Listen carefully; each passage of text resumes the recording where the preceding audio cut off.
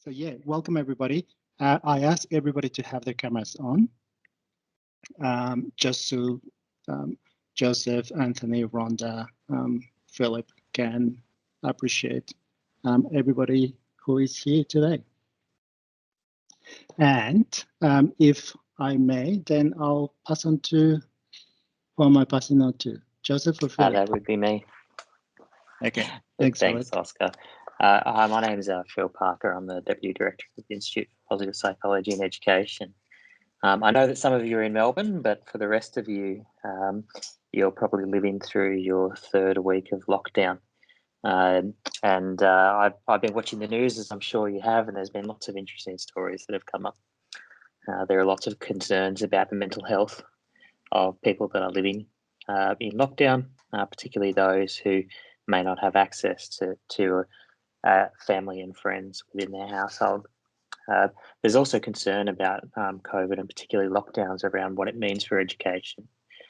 We know that lockdowns have led to declines in academic achievement, and those have been particularly detrimental to low SES kids. Also, there's a lot of talk about physical activity. How much physical activity are people getting? Is it more? Is it less? What's going on? All of these sorts of issues are relevant to the sorts of things that we do here at the Institute. We do a fair bit of research on mental health, which I'm sure that Joe will talk about. A lot of what we do is applying a positive psychology lens, looking at self-concept, self-esteem, motivation, psychological needs and their relationship to education.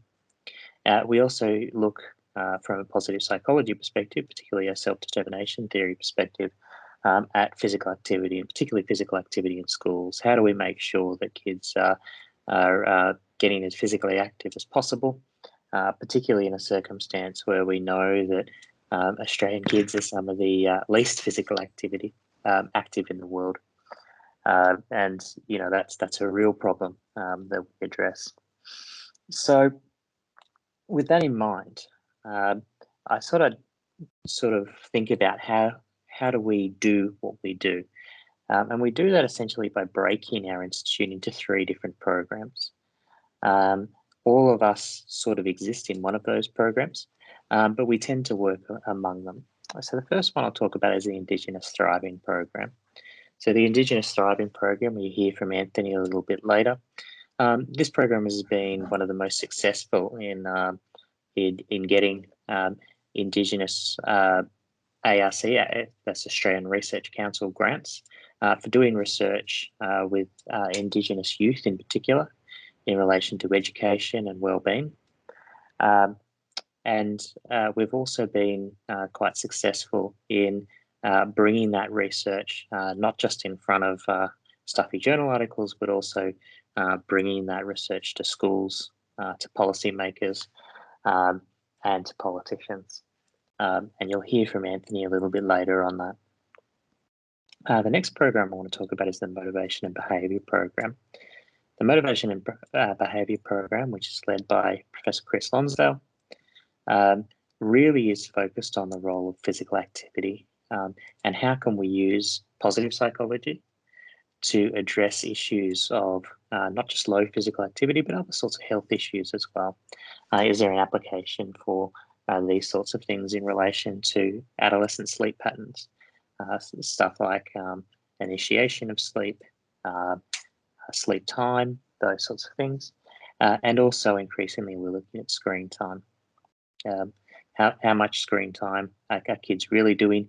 Is screen time as bad as what it seems? Or are there some potential positives there? In relation to this program, you'll hear a little bit from one of our former PhD students, Devan, a little bit later. The final program is the one that I lead, and it's called the Positive Psychology Research Program. That one sort of does 2 things. You'll hear from Joseph in a little while. Joseph is one of Australia, indeed the world's leading experts in acceptance and commitment therapy, as well as many other research interests as well. Joe has been one of the leading researchers in looking at adolescent development in relation to wellbeing. and those sorts of issues. And I think you'll get a lot of out of his presentation a little bit later. Joe works with Belginder and many others looking at particularly child and adolescent mental health through a positive psychology lens, and in particular acceptance therapy. The sort of research that gets done in the rest of the program is mostly educational psychology. You're going to hear from Herb Marsh a little bit later in relation to self-concept and self-esteem, and how those two things might be different and how they operate within an educational context. We're particularly keen at looking at taking that lens and looking at issues of inequality and how we might be able to best engage with inequality and help resolve it using concepts of positive psychology, and also looking at where those concepts may be nothing more than a band-aid solution. And in fact, one of the things that I think is important to consider is that while positive psychology is exciting and interesting, it's not a solution for everything, and sometimes it can be a band-aid solution, and sometimes it can make inequality worse by directing resources in the wrong direction, and that's the sorts of things that we look at. So, who are we? I think I'll start with giving a background of why you should be suitably impressed by us, and that is to say that ACU is climbing the rankings around the world and in Australia in a range of subjects. So the Australian government runs something called an ERA assessment. You don't need to know about that, but all of that is to say is the government ranks universities in how well they're doing in a range of subjects. And ACU has the highest possible ranking in psychology and in something called specialist studies in education. And those are the two things that our institute contributes to the most. In addition, you may have seen that ACU was ranked as the top 50 universities in the world in terms of education, and in the top 150 in the world in psychology. Again, those are the two sort of disciplines we look at most. So I think you can see that IPPE makes a positive contribution to ACU, and that it's a real area of research strength. So how does that happen? I mean, part of that happens because IPPE has some of the leading researchers in the world that work with us. So, for example, Herb Marsh, who you'll hear from a little bit later, last year there was a report that came out in, I think it's PLOS Biology, that stated that Herb Marsh has the most citations in education of any researcher in the world. And that's across time, not just in the last 5 years or anything like that. Rich Ryan, who I'm sure you would have heard about, developed self-determination theory. He's the fourth most cited researcher in the world in social psychology. In addition, you have Reinhard Peckrin, who works with us. Reinhard is also in the top, I think it's 50 in the world in education, and John Marshall Reeve as well is in the top 100. So we really have some of the leading researchers in the world in the areas that I hope are of interest to you guys in relation to psychology, and particularly areas of applied psychology in relation to education psychology. All of those people take what could broadly be described as a positive psychology approach to the research that they do. We don't just have a bunch of old men that are really impressive. We also have some great early career researchers, and also some fantastic PhD researchers that you'll hopefully hear from a little bit. I'm particularly proud of our PhD students.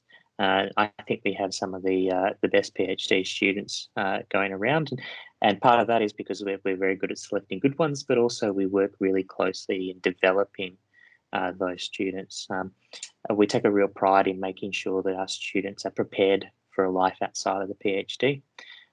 So that means that we're wanting to make sure that when people graduate with a PhD or some other research degree with us, that not only can they go follow in our footsteps and take on an academic career, but also that we're preparing them to work in policy, in industry, and with other sorts of, non-government groups and those sorts of things. Some of our research students have won international awards, I should say, for their PhDs, and including at prestigious events like the APA conferences and those sorts of things, the American Psychological Association. Also, we have some really very impressive early and mid-career researchers. The Australian Research Magazine lists 50 of the top early career researchers in Australia every year. The most recent one in 2020 listed one of our early career researchers, Teresa Dickey, as one of the top 50 early career researchers in the world, and that's across all fields. I think from memory, she was the only one from either education or psychology in that list. In addition, one of our former PhD students and now one of our great postdocs, Jessie Gow, won a prestigious Rising Star Award from the American Psychological Society. So we really have some really great people from the bottom to the top, and that means that if you choose to come and either work with us or study with us, you're going to get great mentoring. You're going to get great opportunities to learn new things, and we take pride in really developing our students to the best of our ability, and also ensuring that our students are learning from each other. Why might you want to consider taking on a career in universities or doing a PhD or a research degree? There is an organisation that some of you may have heard of called 10,000 Hours. 10,000 Hours takes a fairly questionable assumption from Malcolm Gladwell that you need to do 10,000 hours of practice to be able to be highly skilled in an area. I'm not sure that's true. I'm fairly certain it's not true. But the aim of this organisation is to think about what is the way that you can use your time to most effectively make an impact on the world.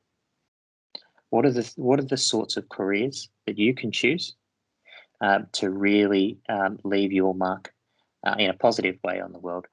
10,000 Hours lists a research career as one of the best ways to make a real difference in the world. The reason for that is that the stuff that you do as a researcher can scale and can impact lives around the world. If Joe finds a new way of developing a positive psychology treatment for adolescent wellbeing, if he just developed that in his own clinic, he'd be able to help his own clients. But as a researcher, that can be spread across the world and can impact not just people within Australia, but internationally. So I think that that's a really important reason for wanting to consider a research career. You may be sitting there and saying, look, I'm not that interested in a research career, to be honest, and I didn't realise I was going to come here and get a hard sales pitch. So why should you stick around and listen to what our researchers have to say? I think one of the goals of university that gets lost a little bit is to create good citizens. I think we get caught up a lot in relation to trying to get our degrees so we qualify to become, a registered psychologist or whatever it is that we've laid out. But that's not the only goal. The goal of coming to university is also to learn how to be the best possible citizen, to make a great contribution to the communities and the country in which you live. And part of the skill that requires and that universities develop, and what we're hoping that you'll take away from your time with us here today, is an appreciation for research and how to consume research in an informed way to make good decisions. I mentioned right at the top that there's a lot of sorts of concerns that are swirling around not just COVID, but the lockdown and its effectiveness and what it means for people. The only way to really be able to navigate through that is to have a really solid appreciation for research, to know how to read the research literature that's out there, to be able to evaluate what different people say. And we're hoping that today you'll get a chance to hear some of the best researchers that our country has to offer, and that you'll not only listen to what they have to say, but maybe think about how you can challenge it. Certainly, I mentioned Herb Marsh is the most cited educational researcher of all time. I think it's fair to say that I don't always agree with what Herb has to say, and neither should you. So it's a great challenge today for you to think about what you agree with and what you don't, what you can take away from it. If you don't agree, why? How can you challenge those ideas? How can you marshal evidence to make your case? So those are the sorts of things that I'm hoping that you'll be thinking about as you go through today. So the last thing I'd say is, after today, if you wanted to get involved with what we have to do, how would you go about that? There's really two sorts of ways. One is that we often hire people to do research assistance. As Rhonda was mentioning, we have some people here today who are going to be helping us over the next 4 to 6 weeks to do a meta-analysis. We're really excited about that, and we imagine that there will be more opportunities for that going forward to really make your chance to put your initial stamps on research. It's not always glamorous. Doing meta-analysis is hard work, and contributing to research, going out and collecting data is often difficult. But you can know that you're making a meaningful contribution to the research that we do. Those opportunities will come up increasingly as we get over the COVID hump, and we're able to get back into schools and start doing research. The other reason is that you might want to come and study with us. So I understand from Oscar that many of you are thinking about doing honours. You might want to consider, as you enroll in honours, is there a way that I could work with some researchers from IPPE? I would love, for example, to do some co-supervision with Oscar, so that we could help develop some links between your guys in the school there and our institute to help you guys develop some honours projects and those sorts of things. From a PhD, you may enjoy, from your honours, you may enjoy research so much that you think, I want to do a Master's of Research, or I want to do a PhD. And I hope that if that's something that you're interested in, that you will consider us. And we would like to work with you. And, if a research group is something that you're thinking about, please get in touch, and we can talk with you about how to start to work with us in different ways so that we can help smooth your transition into the PhD and through. I think too much emphasis on the PhD gets put on becoming an academic. I think it's fair to say that about 50% of our PhD students eventually go into academia, but 50% don't. A lot of our PhD students go and work in industry, they develop companies, they work with governments, they work for not-for-profits, and I think the PhD is a great way to develop some incredibly useful skills that are highly desirable to employers. Those are skills like organisation, working with others, solving problems, high levels of decision-making skills. All of those things are things that you can get out of doing a research degree afterwards.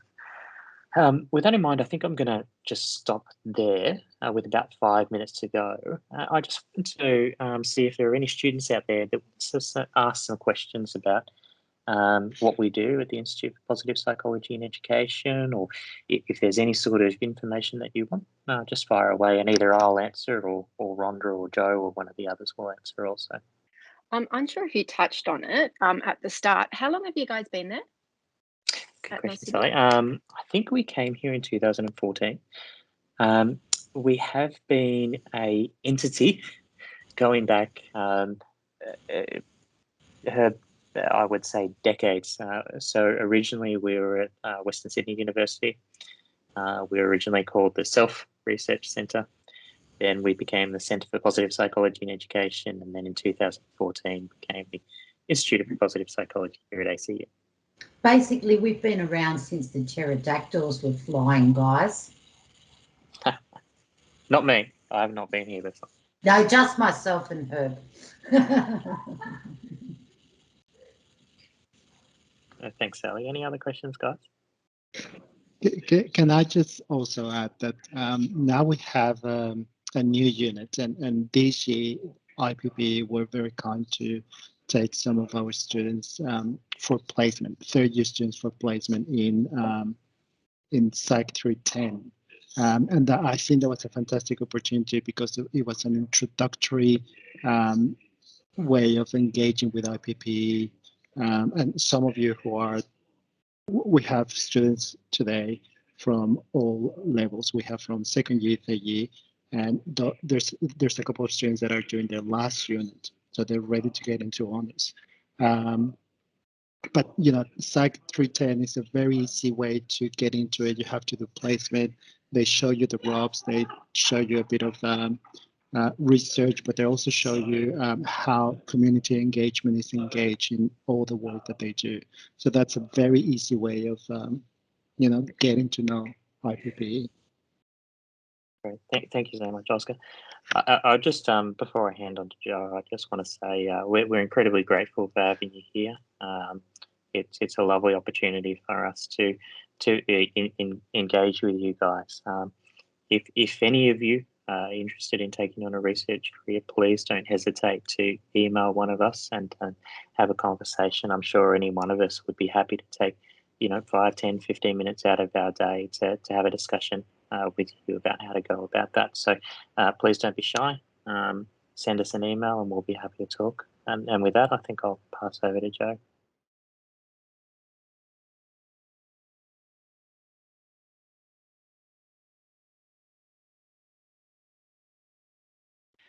Hello, everybody. Yeah, just to double down on what Phil is saying, I kind of ducked my head into academia for a long time and wasn't engaging with industry as much. And then the last 5 or so years, I've started re-engaging. And when I put my head back up again, I discovered that all the stuff we were learning in the research degree, all the analytics had made their way everywhere. So I've done some work with professional sports teams, and they're using all kinds of research and all the things that you study, research methods, analysis, trying to predict what leads to certain behavior to kind of maximize performance on the field.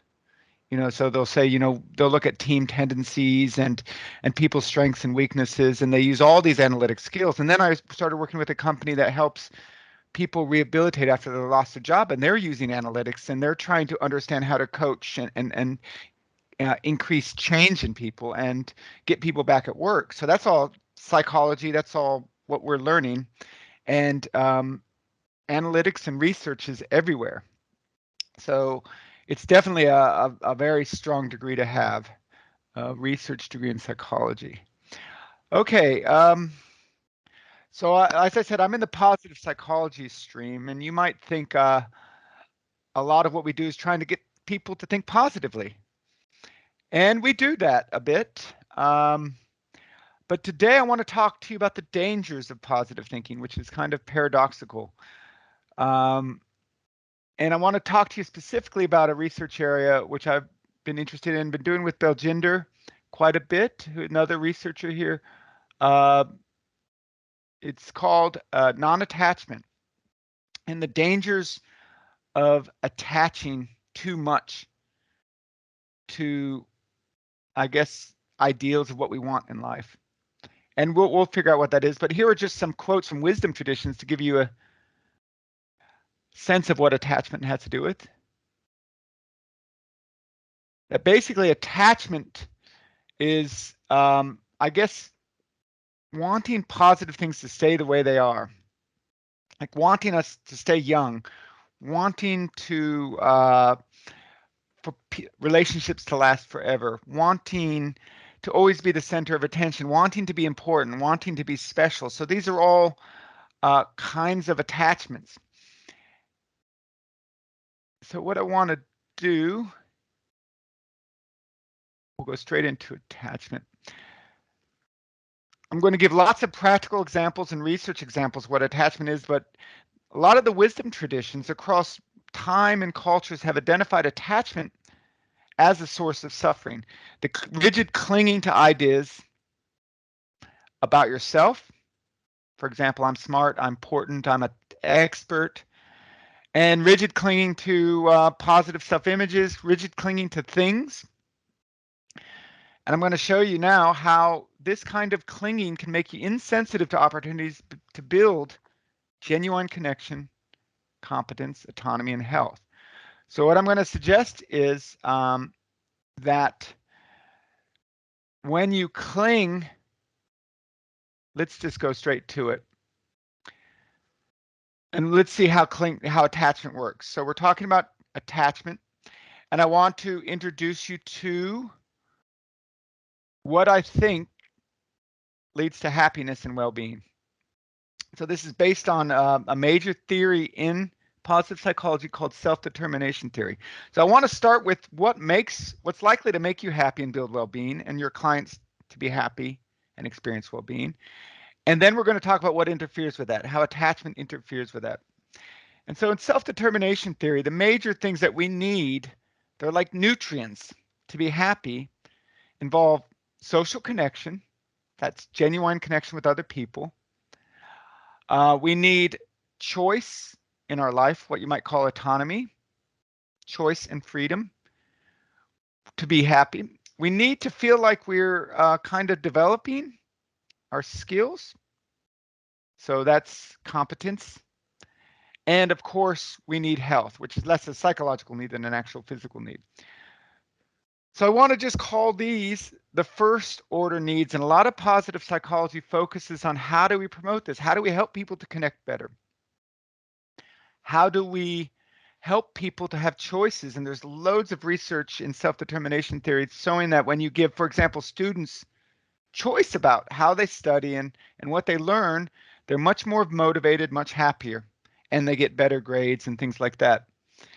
How do we promote skill development? And again, like this is applied a lot in education, but you see this really clearly in video games, actually, where they are always trying to set the standard so that you're always being pushed, but not too hard, that you're developing, you're leveling up, your skills are improving and growing. And this is like a fundamental need that we have to feel like we're improving and developing and growing. And finally, health, which is just about, are you doing things that bring vital energy into your life and promote your well-being? Okay, so these are what you might call first order goods.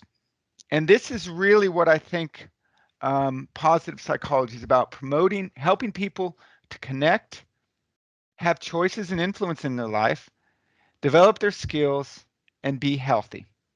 Okay, so far so good, right? So now, what interferes with this? That's the question we're going to be answering today. So first order goods are things which are inherently kind of like good for humans. Now let's get to what I would call second order goods, and this will help us to understand what I mean by attachment.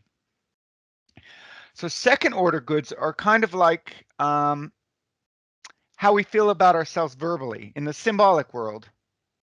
So you'll see, there's a couple of movies that really capture this idea.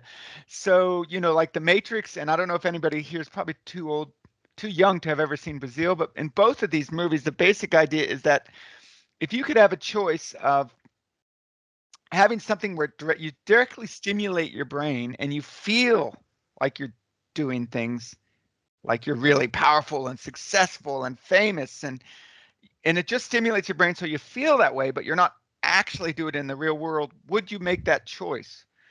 Would you choose to live in a world of delusion where you had the feeling of being important and powerful, even though it wasn't actually real? So you've got a couple of famous movies that kind of capture this idea. The Matrix is probably the one you've seen. And so this is how I'm going to define attachment. Attachment is going to be that we can strive to feel good in these different ways without actually linking to how we are in our real world. So let's just talk about this. I'm really not going to go into all the theory and stuff. I just wanted to show you that there is theory here. But I'm going to get really concrete, and then I'm going to show you some research on non-attachment.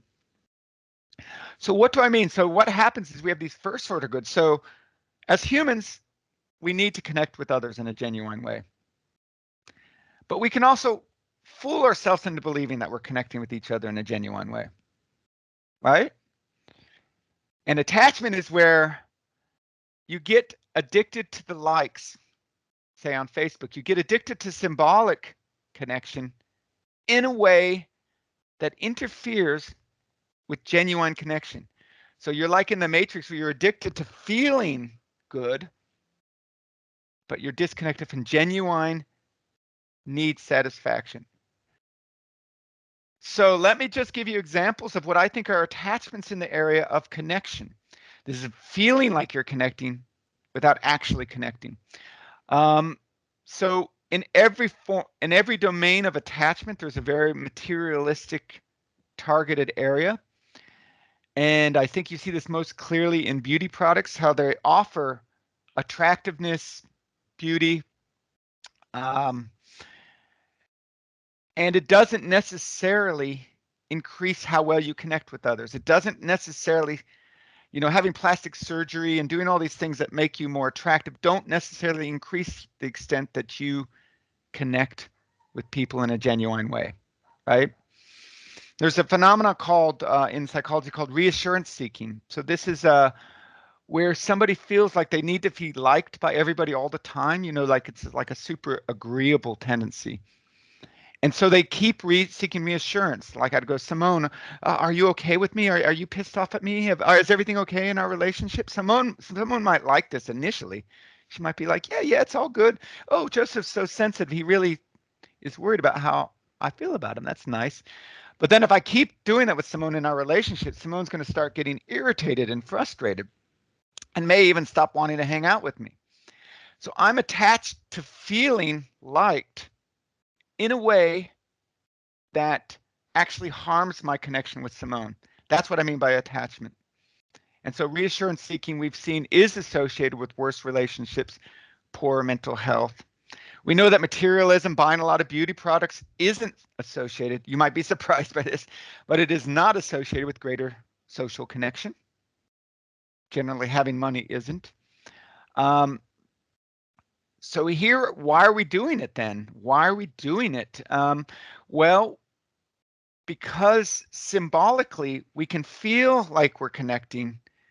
We can have this hit of Simone likes me because she said she likes me, without it necessarily being about my genuine need satisfaction of Simone and I having an actually good relationship. So those are two examples. Another one might be, chasing social media followers. So spending all our time on Facebook or Twitter or Instagram trying to get likes, because it gives us the feeling of being connected without it leading to genuine social connection. And I think you'll see people who are addicted to social media have worse well-being, and they do not have better social connection. All that energy they're spending feeling connected isn't leading to connection. So hopefully you're starting to get this, a theme is starting to come through here, which is that humans, unlike any other animal species, can not only experience connection in the real world, the way that my pug might be excited to see me when I come home, that's genuine connection, but we can also experience the feeling of connection symbolically. Like with, oh, I just got another like on Instagram. I feel like I'm connecting with somebody, right? It's symbolic. No matter how many likes I give my pugs on their special Instagram pug page, they don't feel any better, any more connected to me or to other pugs or to the world. They don't operate in that symbolic space. So you're starting to see there's several things which, by virtue of us seeking to feel like we're connecting, we lose contact with actual connection. And one of the most interesting areas is hoarding disorder. You guys might be familiar with Kiang, who works in this area in the psychology department. It's a very interesting disorder.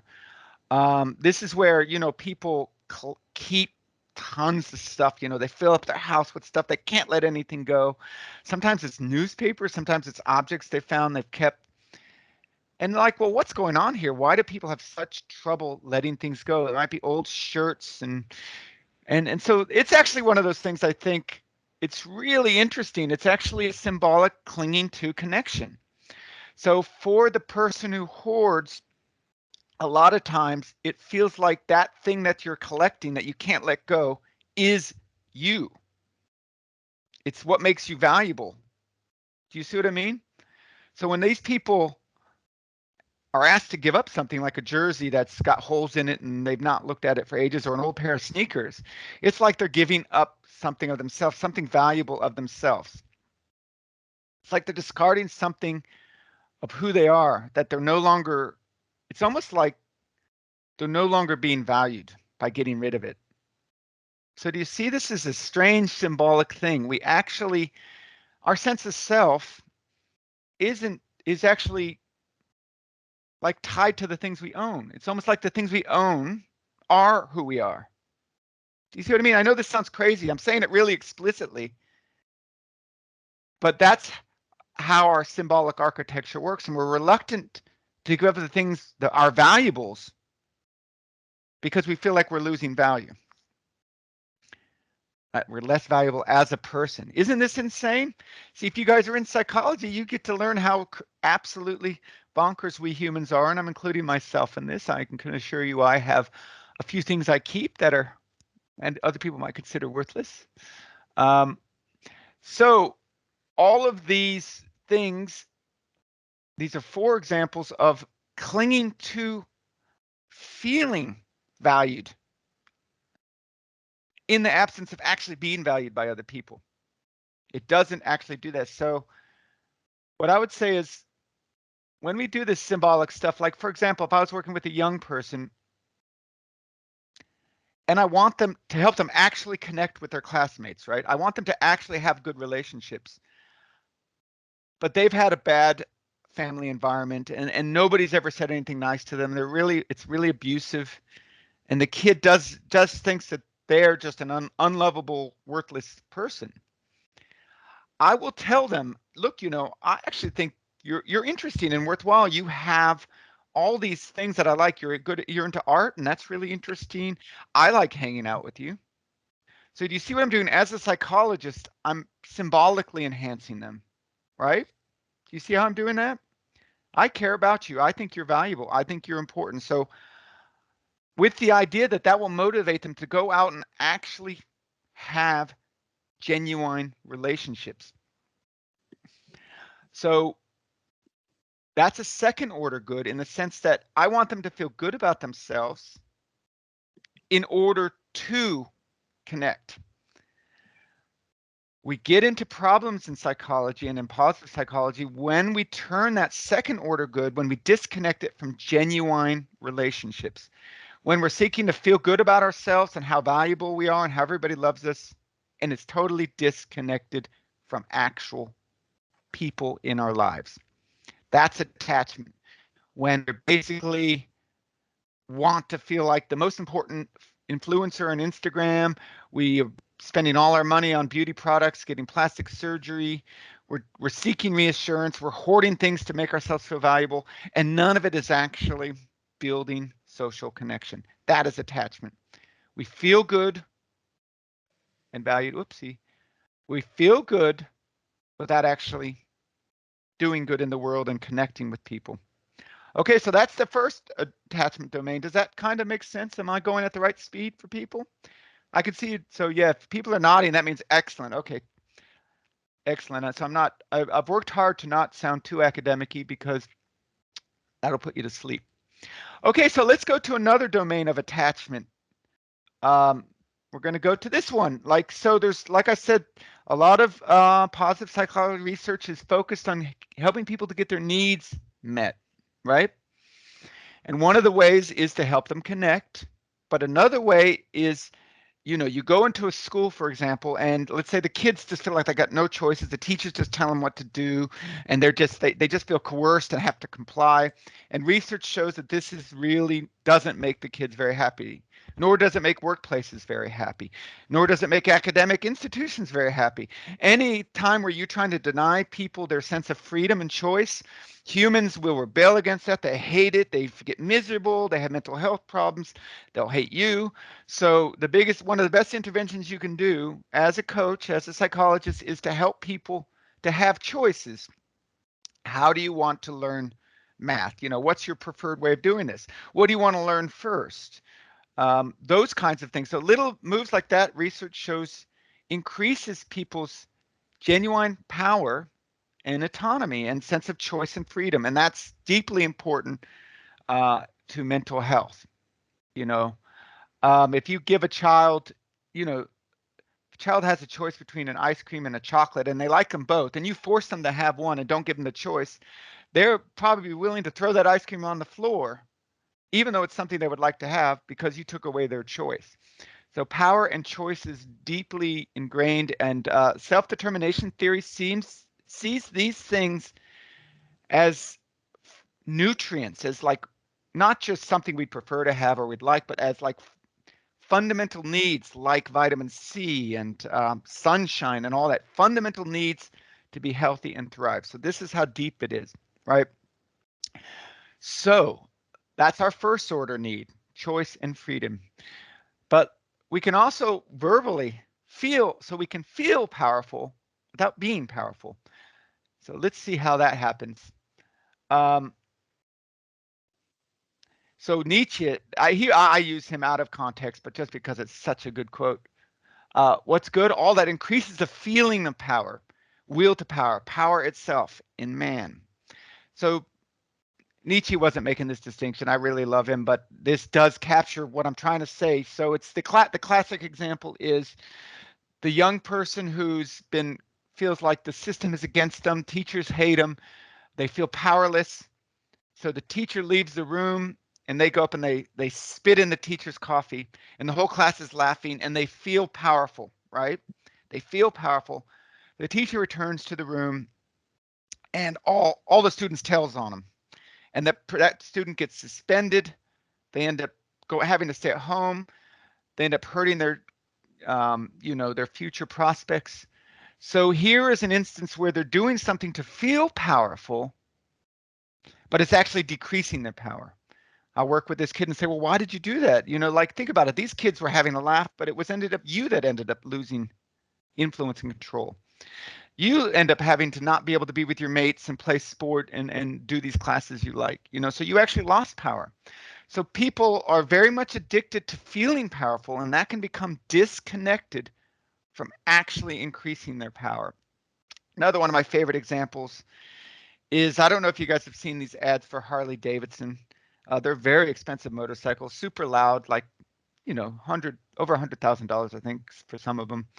And they're really loud and they really suggest power. You know, it's like, really, sorry if anybody has a Harley. But the ad is that they show the person riding off on their Harleys into the countryside. And, you know, it's total like that. It kind of depicts freedom. And the idea is that if you buy this Harley, in some sense, you're increasing your autonomy and freedom. You're getting up. You don't care about anybody. You got this large, powerful motorcycle and you're riding off into the country. So can people see my cursor as well as the slide? Can you see it good? So there's lots of these things. So basically, marketers are experts at attachment. They're experts at selling you things that give you the symbolic feeling of getting a basic need met, even if they're not satisfying your basic need. As a matter of fact, they want to increase that feeling of need so they can get you addicted and sell you more stuff. This is one of the characteristics of attachment. It's very addictive. So you can think of probably all kinds of products that indicate status that we buy. I saw one car commercial with the female woman's in it, and and it's called Envy, I think, or is the car called Envy? I can't remember, but the basic idea is the woman's driving away and all the women are looking at her enviously. And this is like a sense of power, to buy this car and you will have everybody envying you. And do you see how spending a ton of money on materialistic products doesn't necessarily increase your power? Can you see how this is an illusion? we're being sold this illusion. So this attachment, we live in a materialistic society where people try and increase attachments. So buying that Harley Davidson doesn't really change the fact that you're in a workplace. This is just an example where maybe you don't feel like you have any control, where your boss maybe treats you poorly. It doesn't change any of that. So it's a symbolic attempt, right, to feel strong and powerful by buying something that's disconnected from genuine power and autonomy. That is attachment. And you can see how we can waste a lot of time and money on this. I think people falling for get rich quick schemes are another one of those things. I mean, how do these work? I mean, I know you guys have all got that email from some foreign prince who wants to deposit £5 million into your account. People must fall for that. Money is a classic example of a second order good, right? It's not inherently useful in itself. If there was a zombie apocalypse and money no longer had meaning, all that money would just suddenly be meaningless. You'd use it to keep yourself warm by lighting a fire with it, right?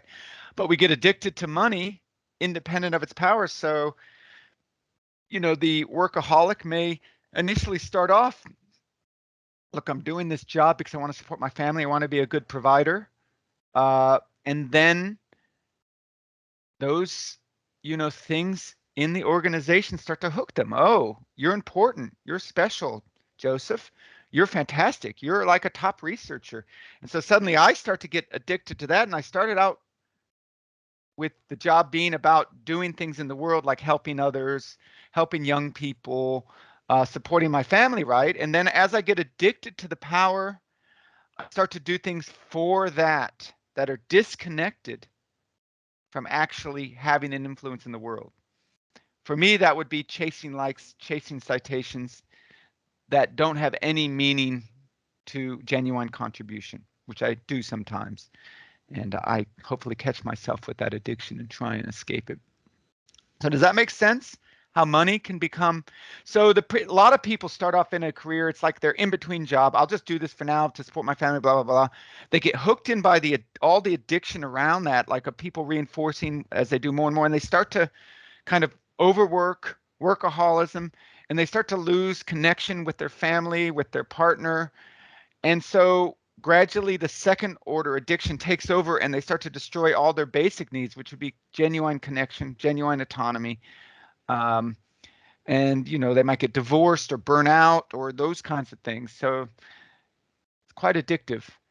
And one of the more interesting areas is where you see this kind of addiction to power, to feeling of power, is narcissism. How many people know what narcissism is? Excellent. How many people have dated a narcissist? Or have a narcissist in your family? You know what it is, because everybody knows what a narcissist. There you go, Catherine's done it. You know what a narcissist is because you just can start with any topic, doesn't matter how unusual it would be, right, Catherine? And they can bring it back to themselves. Like as a psychologist, that's the simplest way to detect narcissism.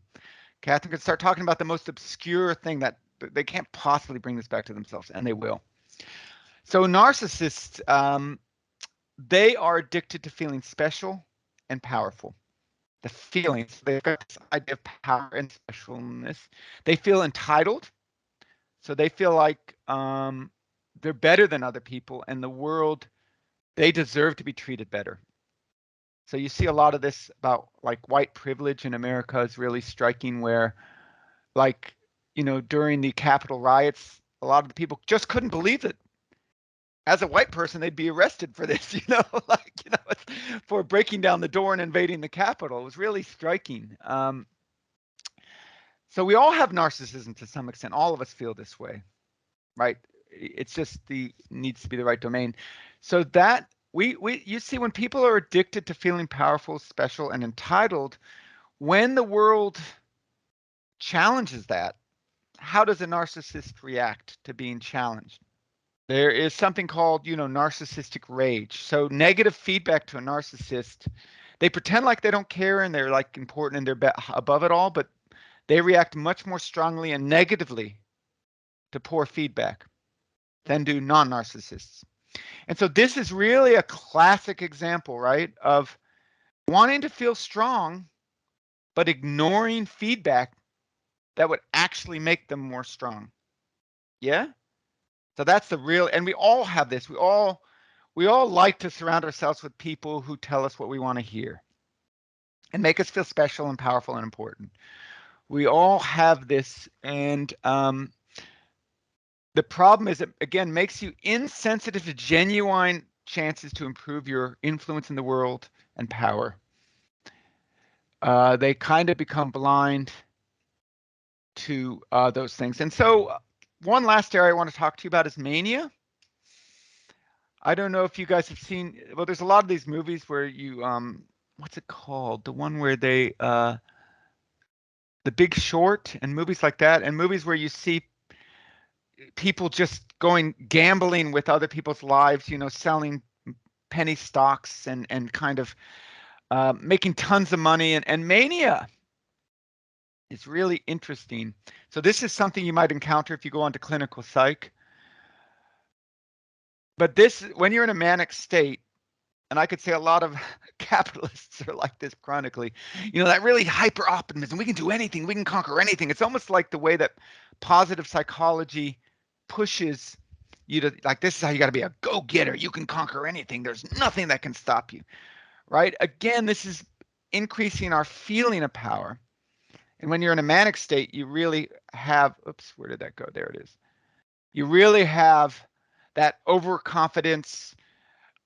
You're hypersensitive to reward, and you're kind of insensitive to bad things. So these are people in a manic state might take their family savings and put it all on a penny stock for something really obscure because they think it's going to go crazy, and they could lose all their money. So these people are, you know, potentially overly sensitive to that feeling of power and kind of blind to the risks. And so again, we can potentially destroy, if you become addicted to feeling strong and it's disconnected to genuine choice and strength, then this is a bad thing. But again, when I'm working with anybody, somebody in corporate setting or in a youth setting, right? So how do I manage this as a practitioner? Well, I do try and encourage my young people and anybody I work with to have hope, to believe in themselves, to have faith that they can increase the power, they can change their lives, that you know, I want Caitlin to believe she can, if she wants to be a researcher and maybe, you know, work as an academic, she can do that. Or Hannah, if she wants to work with young people, I know it seems crazy, Hannah, like right now to think about this, but you could achieve those things. You can get your degree, you can get a PhD, you can go on to great things. So I really do want to encourage you believing that. But what I also want to do at the same time is also help you pay attention and get feedback from the universe. So this is not an attempt just to make you feel strong in the absence of genuine influence in the world. So, you know, for example, I wouldn't necessarily encourage you to buy a Harley Davidson to achieve your goal of getting a PhD. I don't think it would help necessarily. Not that I have anything against Harleys. Okay, so those are two domains. The third domain I want to go into is the feeling of confidence. Like, so Herb Marsh is going to talk about self-concept later on. And I think that you'll see that believing in yourself as having believe that you can achieve academically, right? That's the second order. Your belief affects how hard you strive in a positive way. So we're really talking about the negative sides of this, which is an attachment. So this is probably me. In the materialistic side of things, you see attachment involves, you know, endless purchasing of self-help materials would be an attachment to feeling competent in the absence of actually being competent. And there's a lot of instances in psychology where people are simply overconfident. And so this is the feeling of competence without actual confidence. So we want people to believe in themselves and again, to strive academically, but we also want that striving, that positive belief to actually be tied to performance. You know, I don't want to just talk convince Simone that she's an academic genius and tell Simone, Simone, you are so talented, Simone. You are a brilliant student, right? So I give Simone this, what might be called a talent mindset. She feels she is competent now. Now, if she becomes attached to that talent mindset, think about what Simone might do to try and keep it. She might take easy courses so she doesn't risk not appearing talented. She might avoid challenges. And if Oscar gives her a really hard exam, Simone might struggle with it.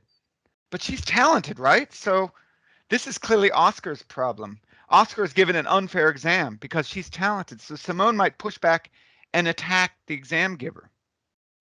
And so this is the danger of clinging to the feeling of competence and it being disconnected from genuine striving.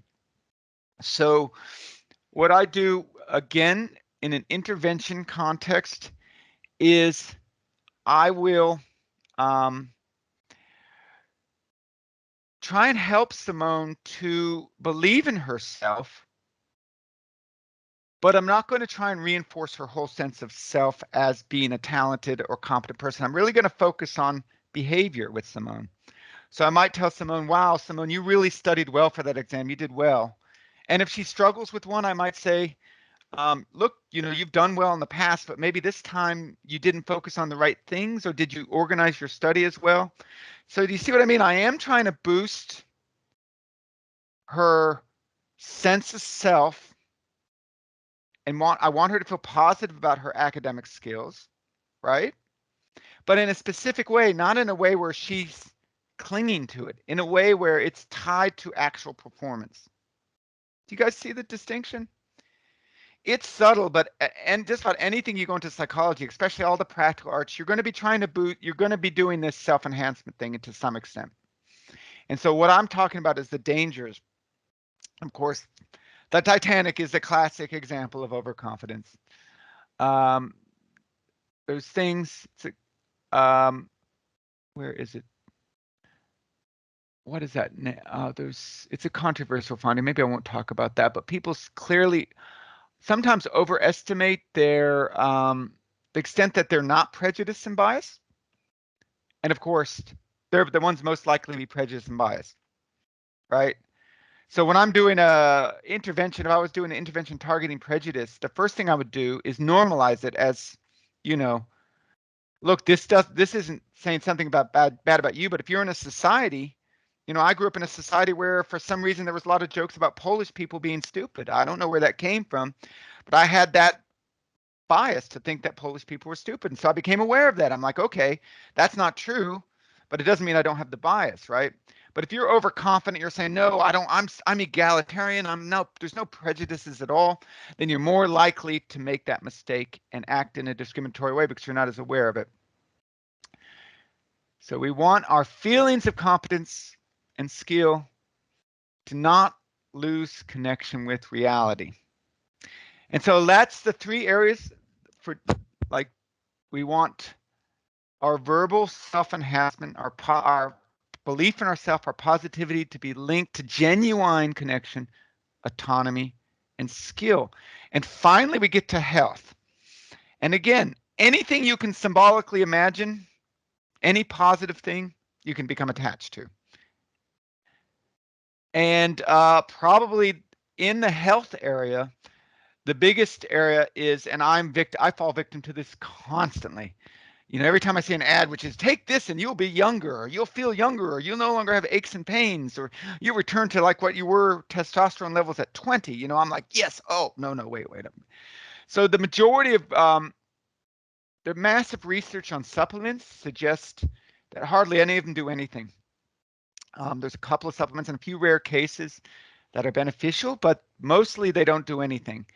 Yet it's a multi-billion dollar, probably trillion-dollar industry because people spend their money on supplements because it makes them feel healthier in the absence of actually making them actually healthier, right? So that's a really classic example of attachment. So what the marketers are trying to do is people have this need, they say. They want to feel healthy and young and all this stuff, right?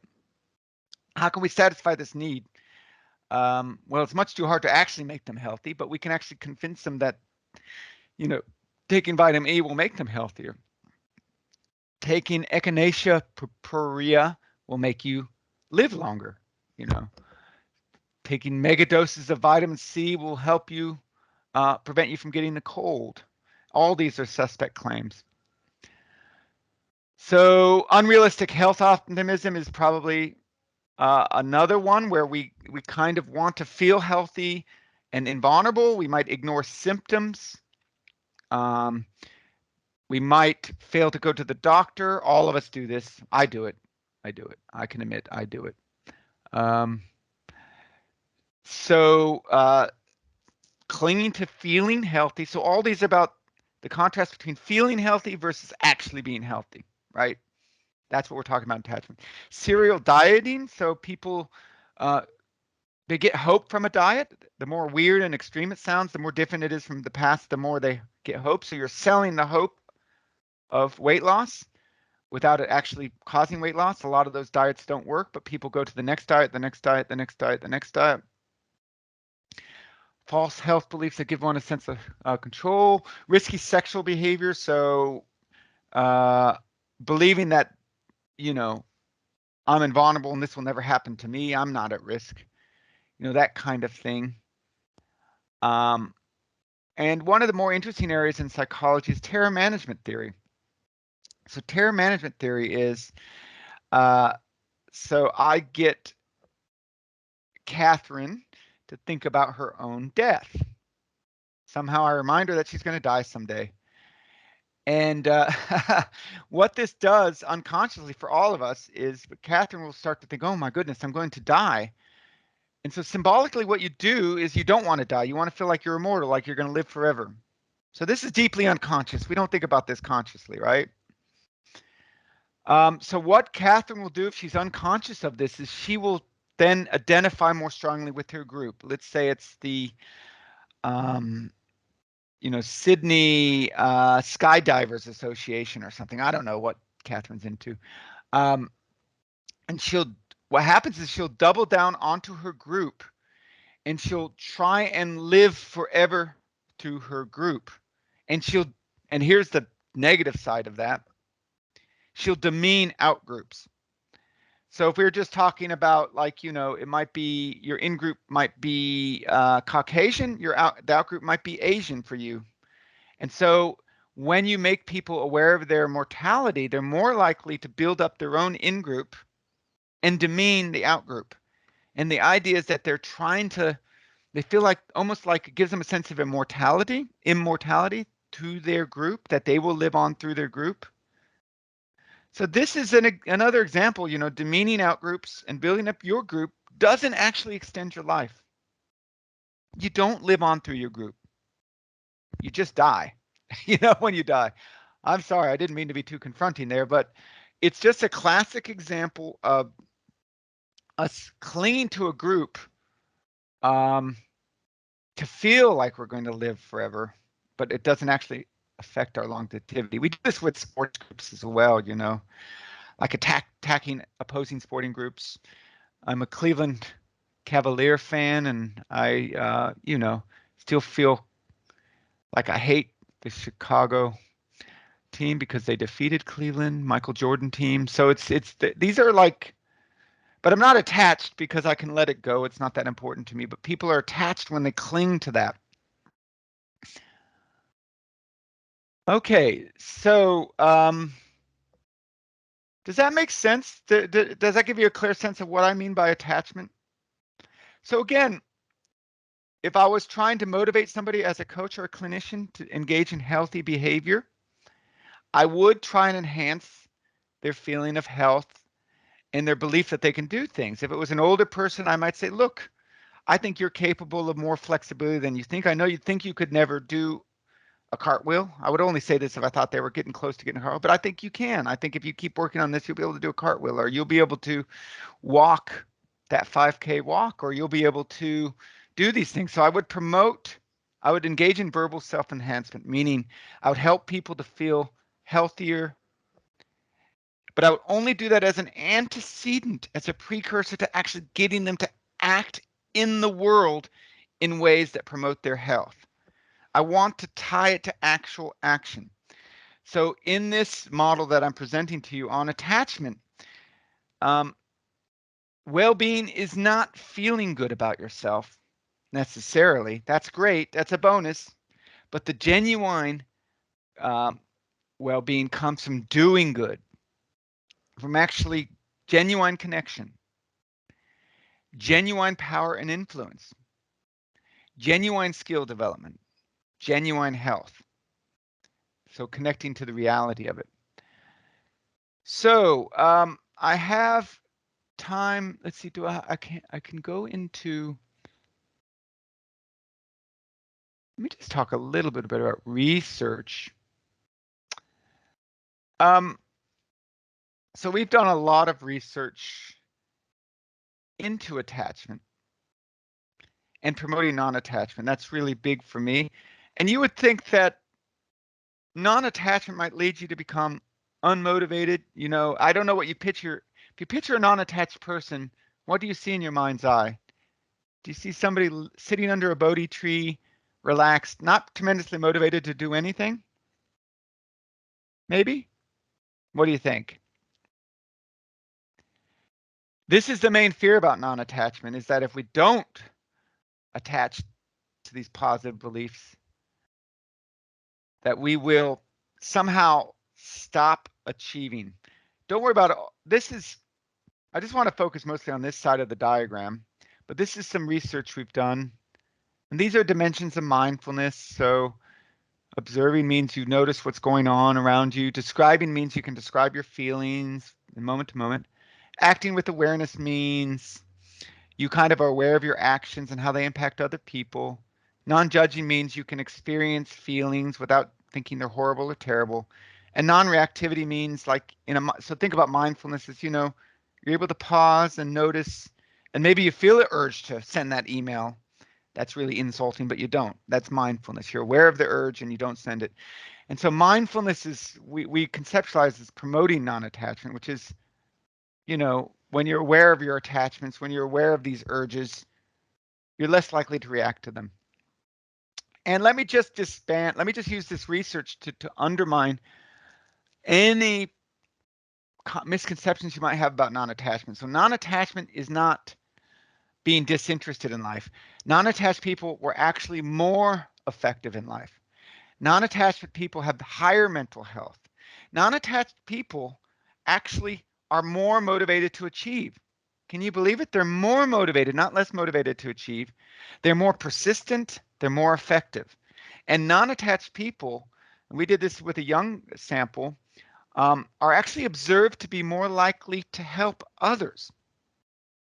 So that completely undermines the idea that letting go of the need to feel important, special, powerful, liked will somehow will kind of demotivate you.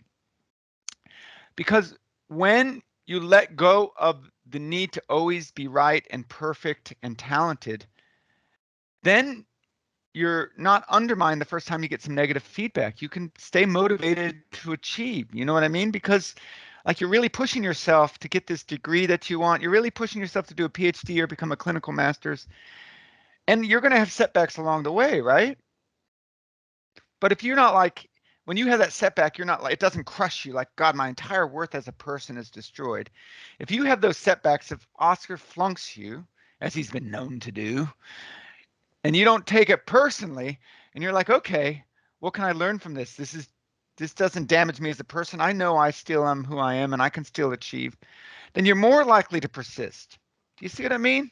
So letting go of that need to always be right, to always be perfect, to always be successful, to focus on the process of learning and achieving, and not be so attached to the outcome of getting what you want exactly when you want it, actually makes you more effective.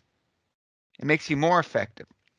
Now, with pro-social behavior, that's an interesting one. Why would you be kinder and more likely to help others if you're non-attached?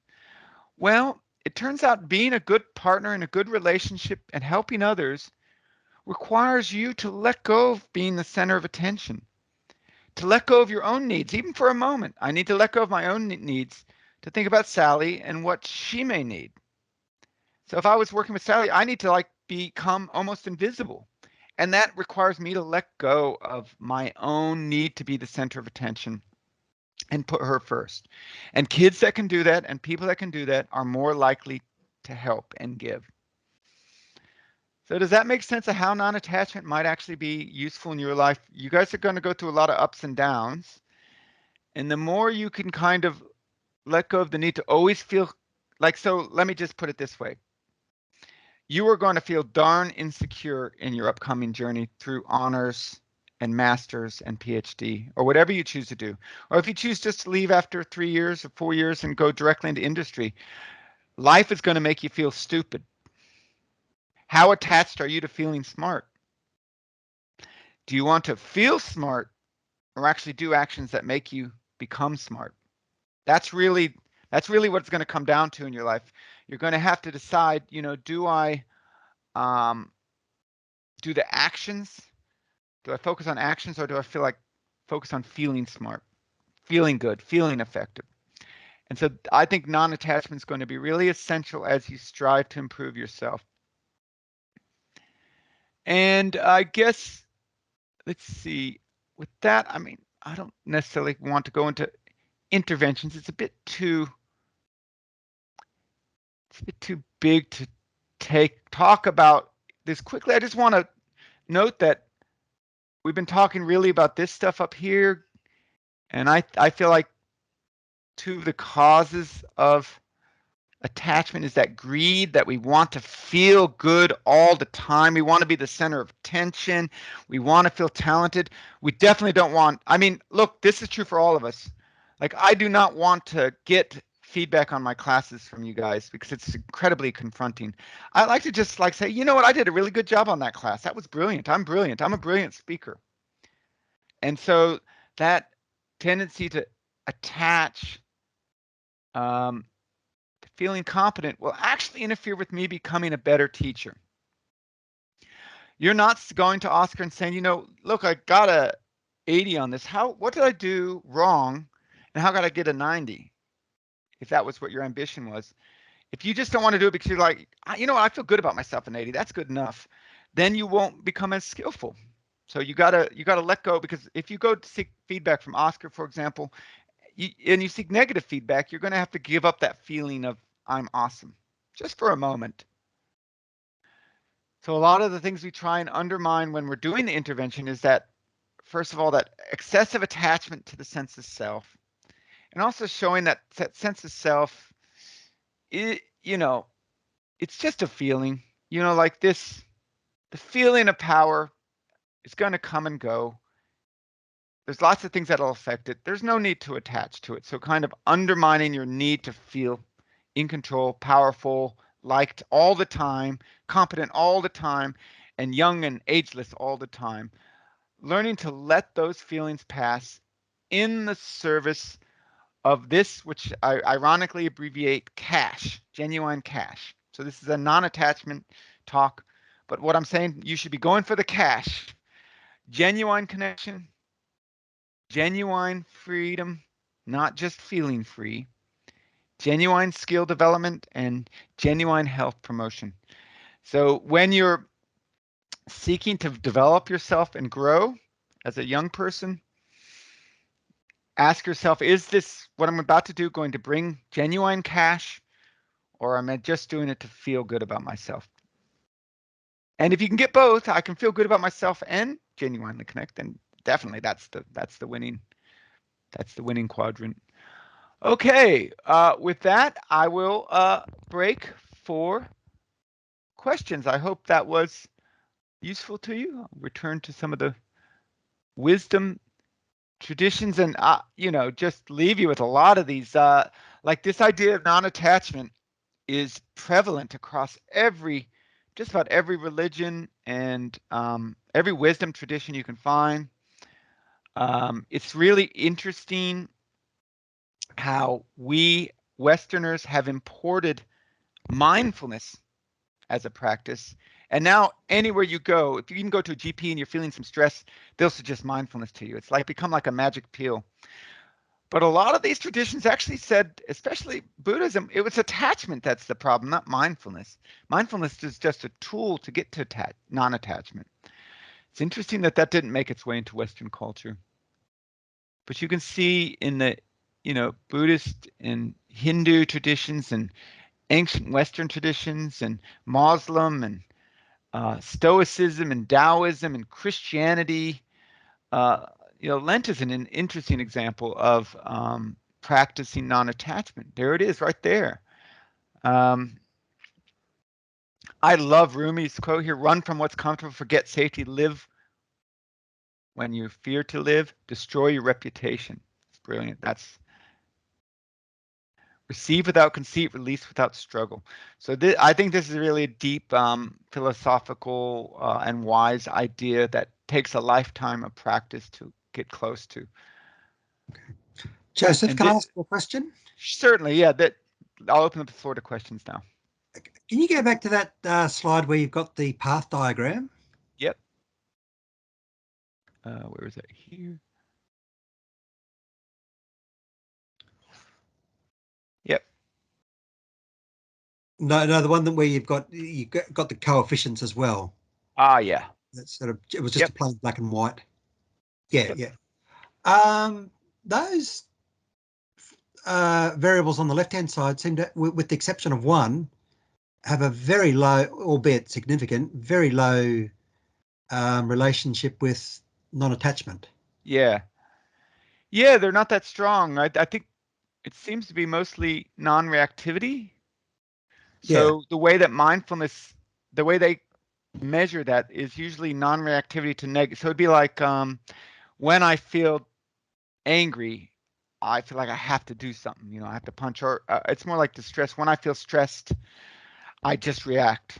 I don't think those are the items, but that's the idea. So non-attachment is more like, letting go of positive states. So a lot of the mindfulness, ironically, has been focused on negative states. And that might be part of the reason why it's not as highly correlated as you expect.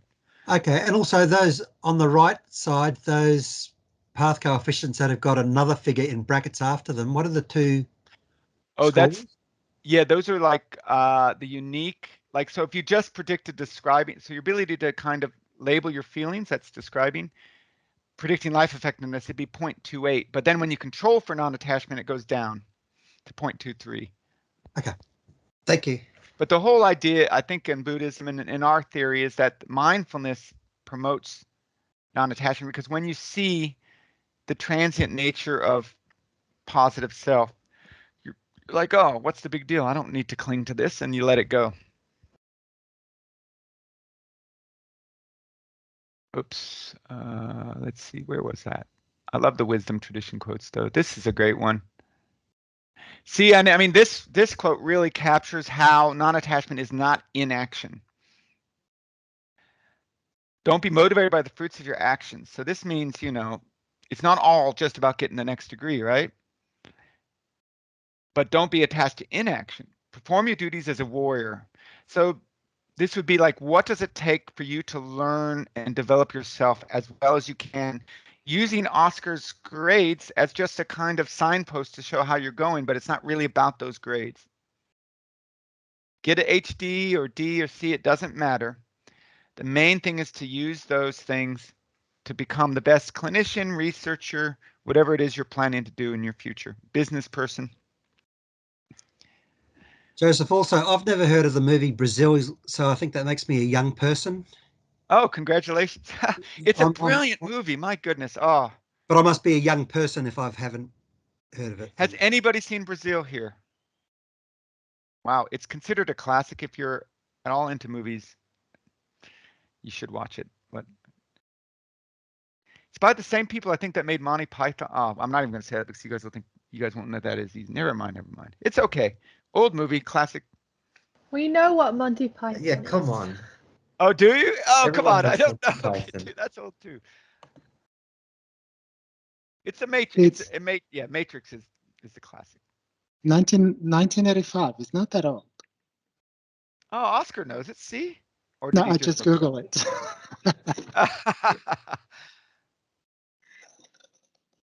And what's the IMDb rating there, Oscar? I bet it's got 5 stars. No. Oh well, it doesn't matter. You guys, Doesn't I bet. Are there any other movies that are like that? Can people think of movies like that, where it's taking place in virtual reality? Actually, no. That recent movie where what's it called? Where the kid goes in and they're trying to win the game, and not Ender's Game was a little bit like that, but Ready Player One. yes, Ready Player One is that. Yeah, there you go. I could have used a more modern example. I should change that, shouldn't I? But it's very interesting. What the example that you kept using about the grades, I think it's very interesting one, because through the undergraduate degree and once they get into an honors, we keep asking them to have very good GPAs, because if they don't have good grades, they don't have good GPAs, they won't be able to get into honors. If they don't perform very well in honors, they won't be able to get into the masters.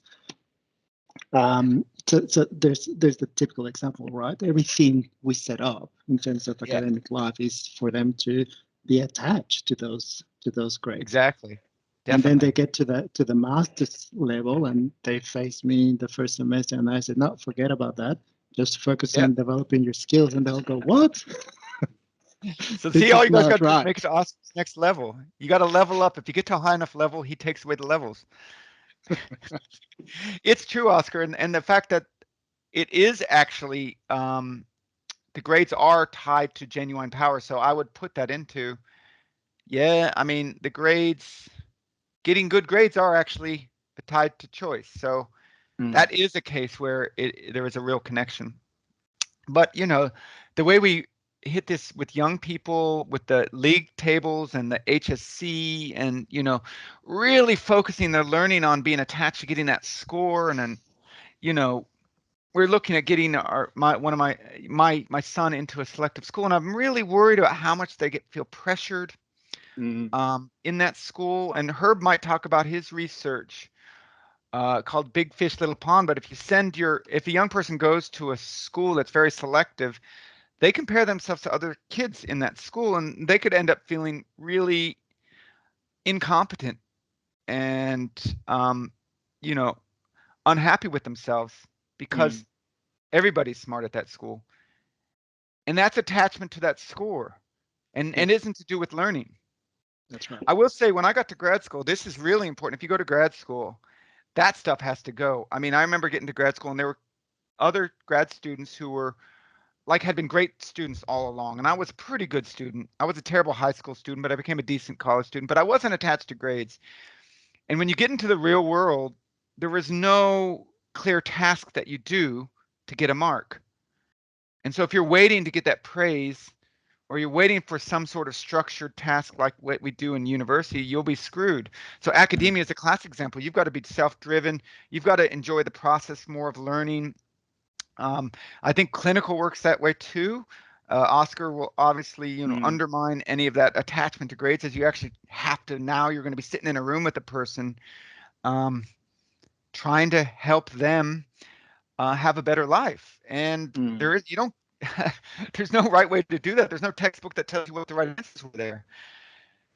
So yeah, I agree with you, Oscar. There's a little bit of a disconnect, isn't there? Okay, folks. Well, thank you. I'll be back in 15 minutes, and then you're going to hear about some of the other programs.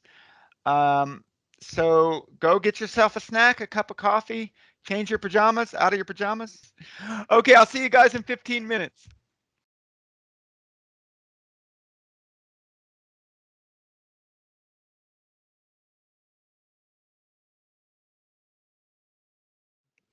Our next speaker will give you an overview of Motivation and Behavior program. And without further ado, here's Devan. So like you said, I'm going to give an overview of Motivation and Behavior and what we do in our lab. My name's Devan Antczak. I've been a part of this lab for about 5 years. So I'm currently working as a project officer, but I also got my PhD, over the last 4 years.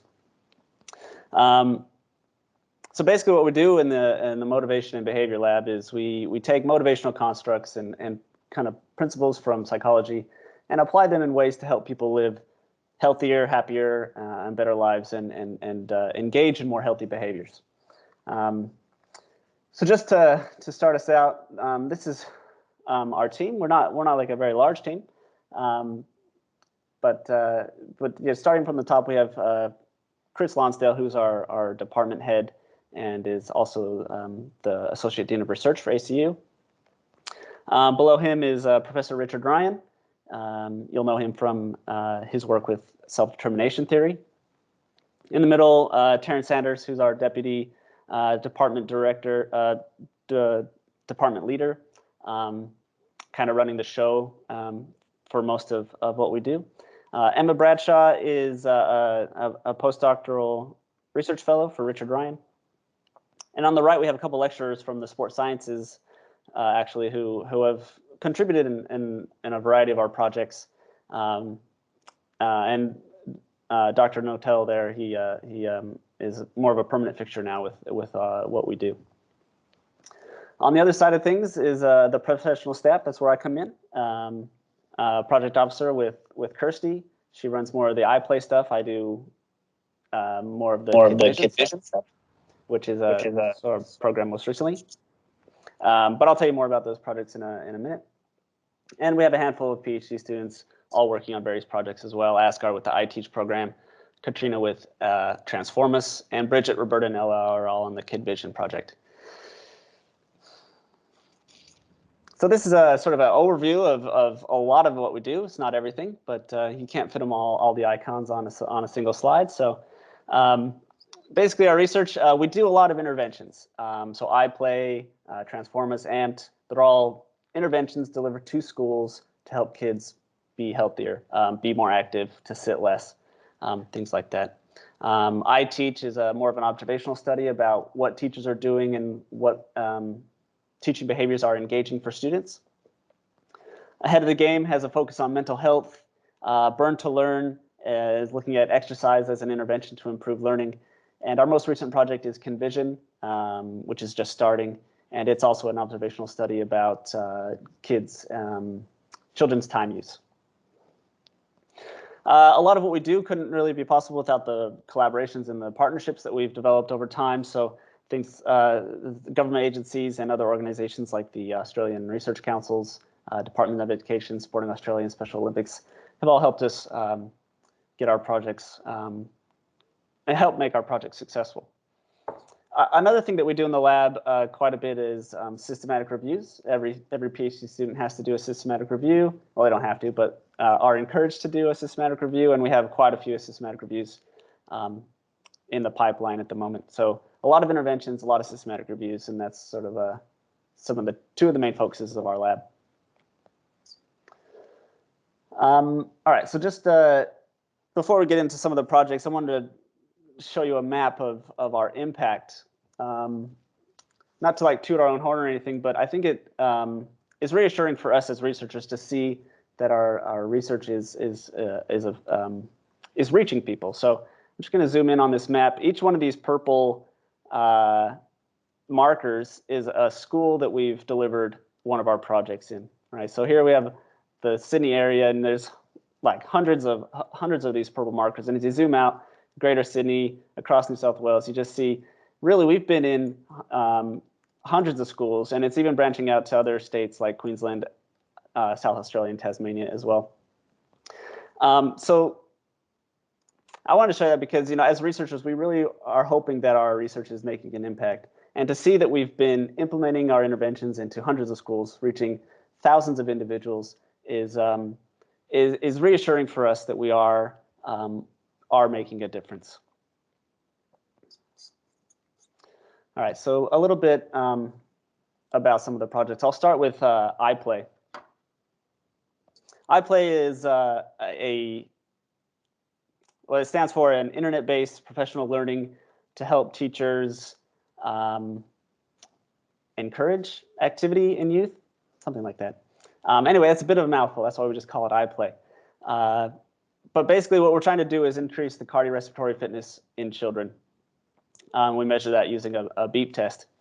And we deliver it using a train the trainer sort of model. So teachers receive professional learning and mentorship about how to be more effective with their PE classes. And that trickles down to children being more active during PE, being more active in class, and being more active at home. So far, the intervention's been delivered in around 200 schools, and that number just continues to grow. A small subsample of those schools were involved in a randomized controlled trial, and this is where my PhD comes in. This is the project that I was working on, and I used this data. Specifically, I was looking at sleep and physical activity in kids and how those are related. But the randomized controlled trial was mostly focused on, is the intervention improving children's cardiorespiratory fitness? So it was in 22 schools, and we had about 1,200 children participate. And basically what we found is that the intervention works. And so we're very excited and very happy with that result. Kids were found to improve the number of shuttles they did from baseline to 2 years later, more than the children in the control group. So we had kids with better health, better fitness, and being more physically active. And the results of this study have been recently published in the Journal of the American Medical Association for Pediatrics, which is a really prestigious, high-impact journal, so we're happy about that as well. And we know that the results from this study will lead to better school engagement, better learning and brain development, and better physical and mental health.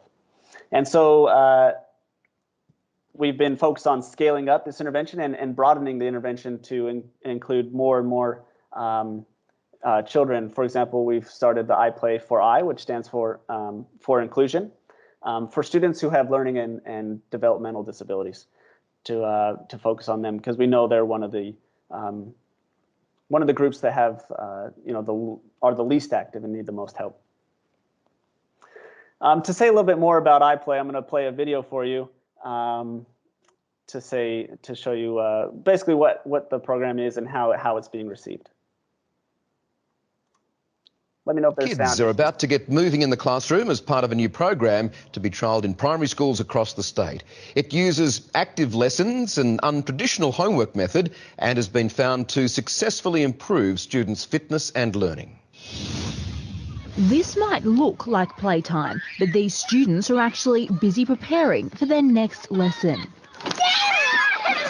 It's part of iPlay, a new physical activity program that incorporates active classes and energizer breaks between lessons, combining maths with movement.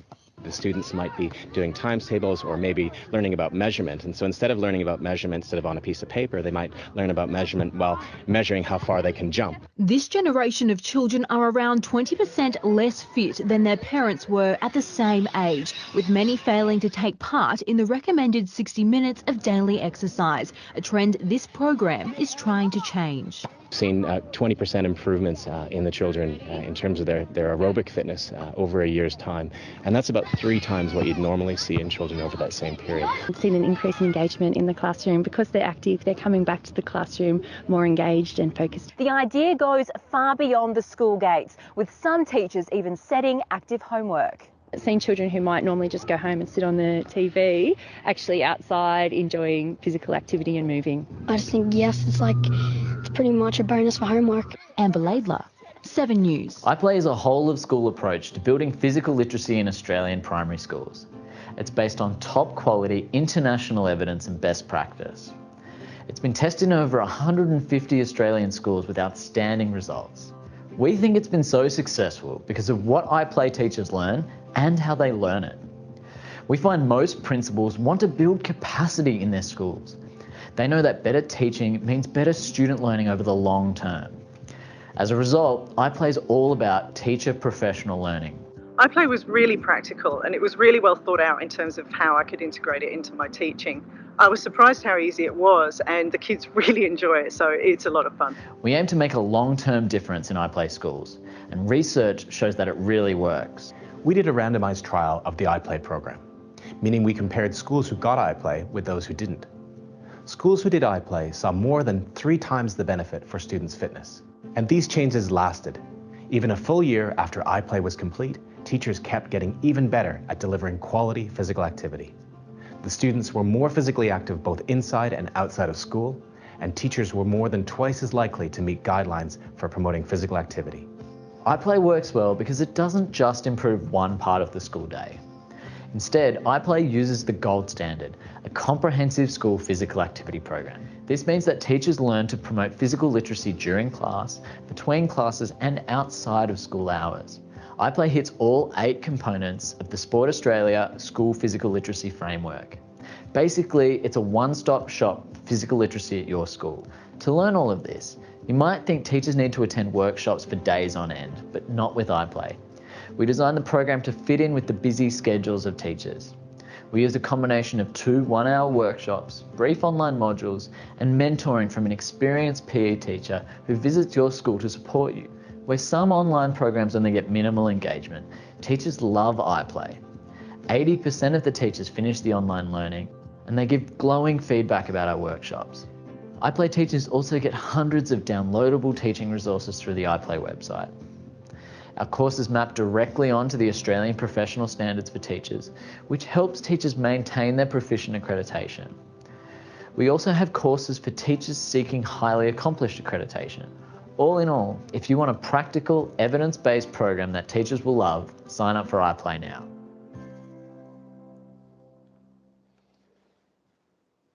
All right, so that's iPlay. We're really happy with the way iPlay is going. But let's move on to another program. This one's called iTeach. You might notice a naming convention here, but promise we don't use it that much.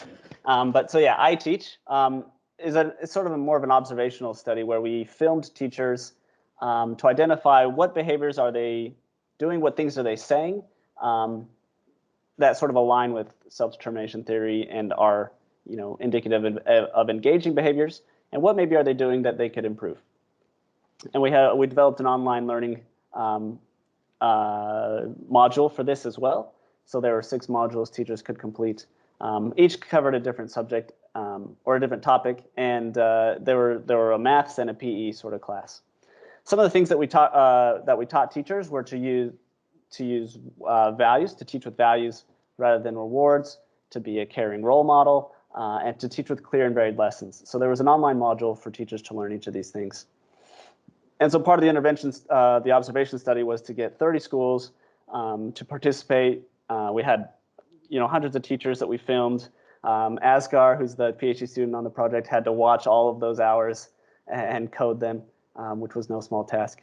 But I'm going to send it over to Chris to tell us a little bit more about how iTeach works. As a teacher in a Sydney school, you see firsthand so many of the challenges facing the next generation of students. You hear about Australian students' maths achievement declining year on year. You know that Australian young people are among the least active in the world. We know that entry into secondary school is where the steepest decline in engagement typically occurs. This is troublesome because the least engaged students entering high school are often the least engaged at the end of high school, if they haven't already dropped out. Transitioning into high school, students are exposed to changes in their peer groups, increased academic pressures, and many other challenges. Increased stress, along with decreased self-concept, often leads to less engaged students. In your own classes, you see some students who aren't engaged and aren't fulfilling their potential. As teachers, what do you think we can do about this? Nothing I do will make a difference with the students. They're either into it or they're not. On the one hand, when we're teaching disengaged students, it's tempting to shift our attention away and focus on the ones who actually want to be there. Large amounts of research evidence shows that even amongst the least able students, there are teaching strategies that can engage and motivate students.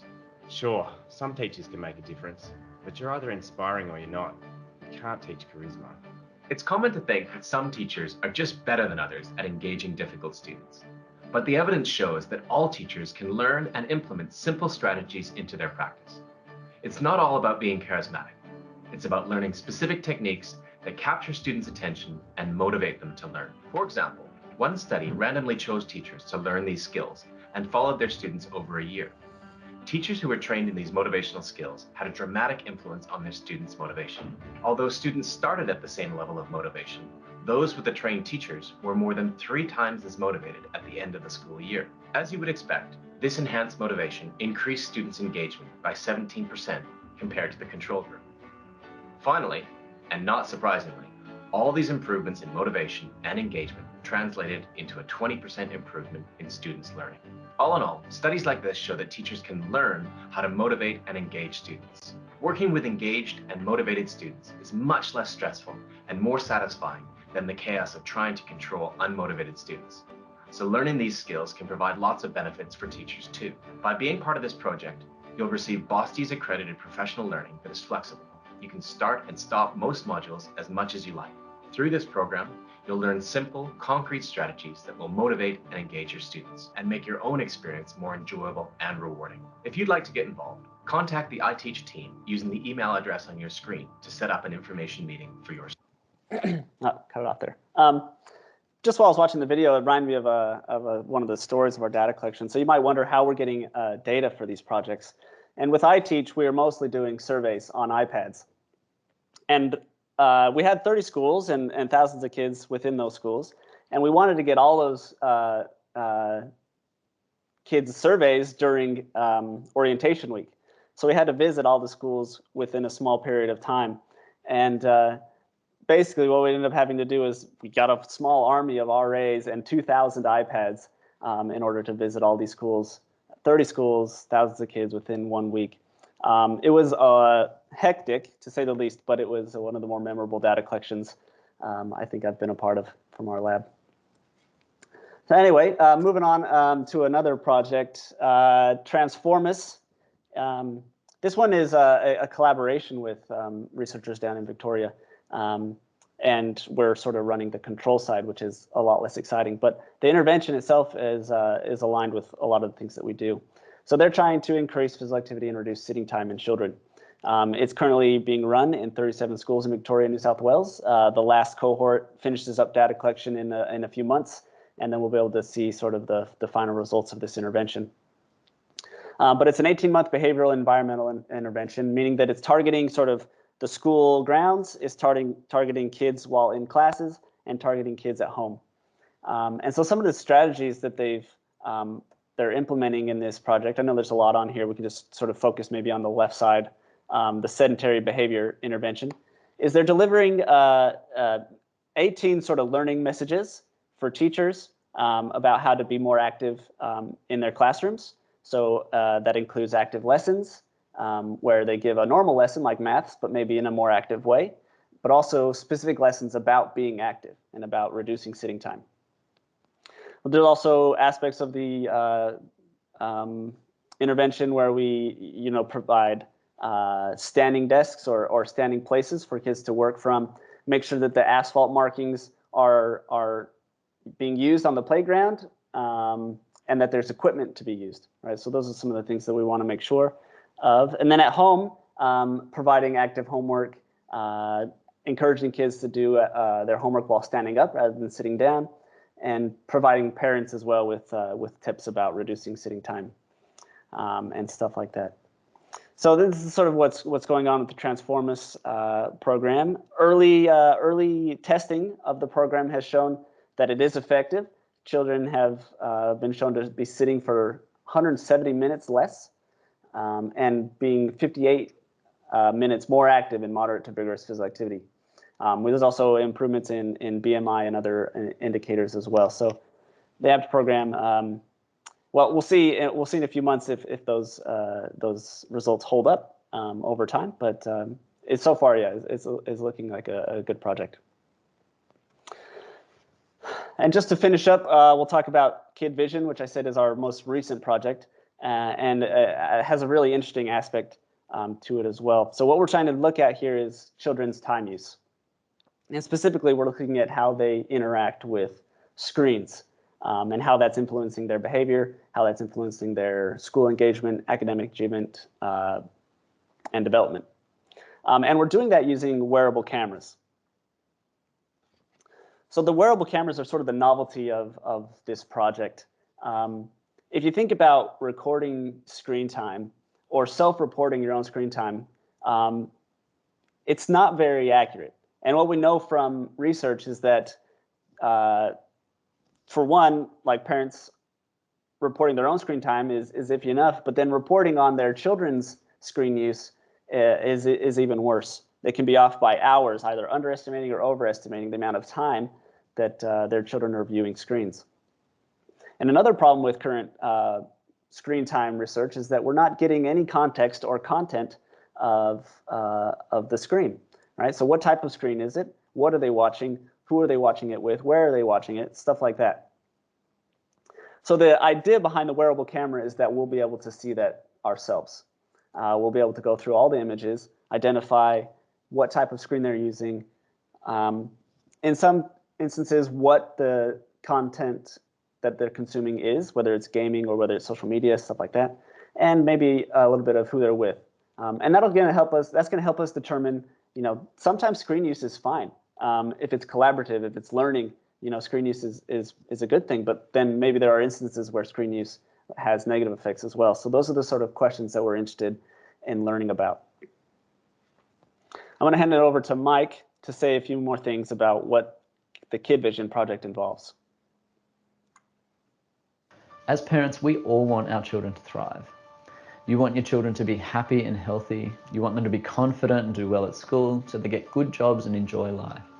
And for all of these things, it matters how they spend their time. Parents get told how much children should be eating, sleeping, reading, learning, sitting, running, and playing. But which of these things are most important? What should parents really be focusing on, and what should schools be focusing on? In this groundbreaking research funded by the Australian Research Council, we want your help to answer some of these questions. Basically, the study involves measuring how children use their time, and then following up a year or two later to see how they've been developing. It's only through long-term studies like these that we can really understand what helps and what doesn't. The problem is that it's hard for parents to write down what their children do with their time. We don't remember what our kids did all day yesterday, and our kids might not always tell us the whole story exactly as it happened. What? I've been doing my homework for 2 hours straight. So in a groundbreaking innovation, we'll use secure wearable cameras to measure what children are doing and what they're seeing. These cameras are encrypted so that the research team, parents, and children are the only people that can ever see the images. The software automatically blurs all the faces to protect everyone's privacy. These are the same cameras that paramedics use to keep themselves safe while they're on the job. The study involves children wearing these cameras for 4 days while wearing a Fitbit-like device which measures their sleep and physical activity. We'll also ask parents and their children to complete a 15 to 20-minute survey on an iPad to track how children are doing across time. The same thing will happen again 1 year later and 2 years later. To make it as convenient as possible for you, it can all be done in your home or at one of our 3 university campuses in Blacktown, North Sydney or Strathfield. And as a small token of our appreciation, each year parents will receive a $20 gift card as a thank you for their time. Finally, parents will also receive a report on their children's development if they want it. So if you have a child in year 2, 3 or 4 and want to help us find out how to best support their development, your participation in this research would make a big contribution towards this project. With your help, we can find out what's critical for raising children, what parents should focus on, and where they can relax. Parenting is hard, and we hope the results of this project make it just that little bit easier. If you have any questions or are willing to sign up, you can contact us using the details on this screen. The Kid Vision project is currently recruiting, so if you or anyone you know are interested, please send them our way. We'd be happy to talk to them. All right, so to just put it a little bit into context here, what we're trying to do with the cameras specifically, we're going to do just a little bit of math at this. Yep. As parents, we all. There we go. So our goal for the project is to get about 400 children to participate, and if they participate, they're going to be wearing the cameras for 4 days. But we're going to do that 3 times. So there's 3 time points: baseline, 1 year follow-up, and 2 year follow-up. So in total, there's going to be 12 days of cameras of camera wear time. Within those days, there's about 7 hours of battery life on the camera. So we're going to have 7 hours worth of footage, and it's taking a picture every 15 seconds. So if you can maybe try to fathom how many, what that number is going to be with 12 days for 7 hours a day with 15 seconds, a picture every 15 seconds. I'll give you a second to sort of maybe think that math through while I take a drink, and then I'll give you the answer. So if you guessed anywhere above 1 million, you're still not that close. So the answer is 8 million images. Which is just an astronomical number of images, and that's also assuming a perfect data collection with no dropout and no lost data or anything like that. But Yeah, the number is still going to be quite large. To put that into context, a man counted from 1 to 1,000,000, just counting straight to see how long it would take, and it took him, sleeping a normal amount and counting most of the day, it took him 3 months to count to 1,000,000. So for us to be able to go through almost 8 million images doesn't sound that feasible.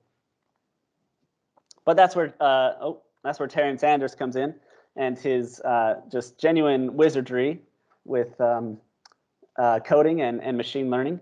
And we're going to implement a machine learning algorithm to help us reduce that number and make it more manageable. I mentioned this in the video, but we'll run a machine learning algorithm to first blur all the images for faces. You can imagine with running a study like this and getting cameras on kids throughout the day, that people are going to be a little bit concerned about their privacy. So this is something that we're implementing to help with that, so that people will feel a little bit more comfortable with the cameras being around.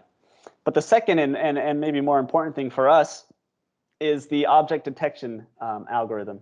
So the picture there on the right is we can run a machine learning algorithm to identify all the pictures that have images in them automatically. And that's going to greatly reduce the number of the images that we have to go back and code ourselves. And so that is something that's pretty cool and a unique, I think, really unique aspect of the project, and something that's going to help us make this happen. And I thought it was just really interesting and aspect of what we're doing. So that's a basic overview of the Kid Vision project and some of the other projects that we're working on. Just to sort of wrap up, that's the motivation and behavior. That's some of the things that we do. I think you have a good idea of all the things that we're currently working on. I mentioned this, I think, at the beginning, but our mission is to help people live better lives. And everything we do is striving to achieve that mission. And so I'll just wrap up there and have a little time for questions if there are any. All right, any questions? Yeah, I had 2 questions around the I Teach. Uh-huh. The first one was, you said you're going into schools, so they're high schools. Is that all 3 schools, like state schools, Catholic schools, private schools?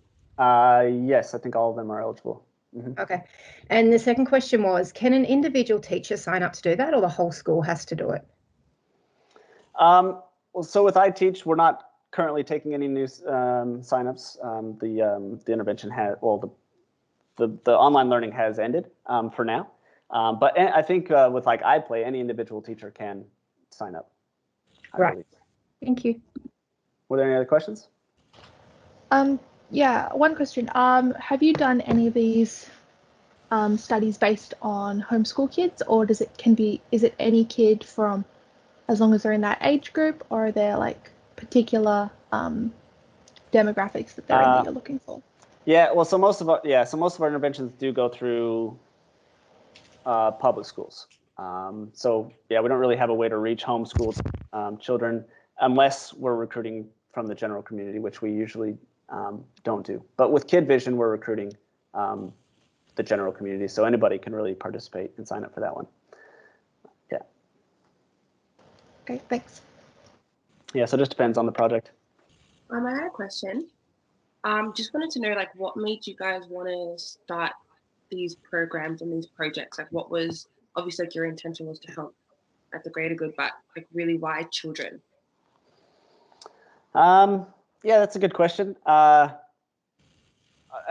think it just, you start there and you just kind of keep doing what you know you've done before. So AMPed was one of the first projects that was run before I started here, and sort of iPlay builds on what we did before. So AMPed had maybe some things that we could improve, and we made those improvements in iPlay, and that was with kids, and so we're still working with kids. But I Teach was with high school children. I don't think there's a reason particular, except for childhood being a critical part of development. Maybe that's one of the driving reasons for why we focus there. But yeah, I mean, obviously all age groups are important, and I think if we could implement iPlay in adults, we certainly would. But I guess schools as well provides a really easy avenue for intervention delivery. So that's another factor as well.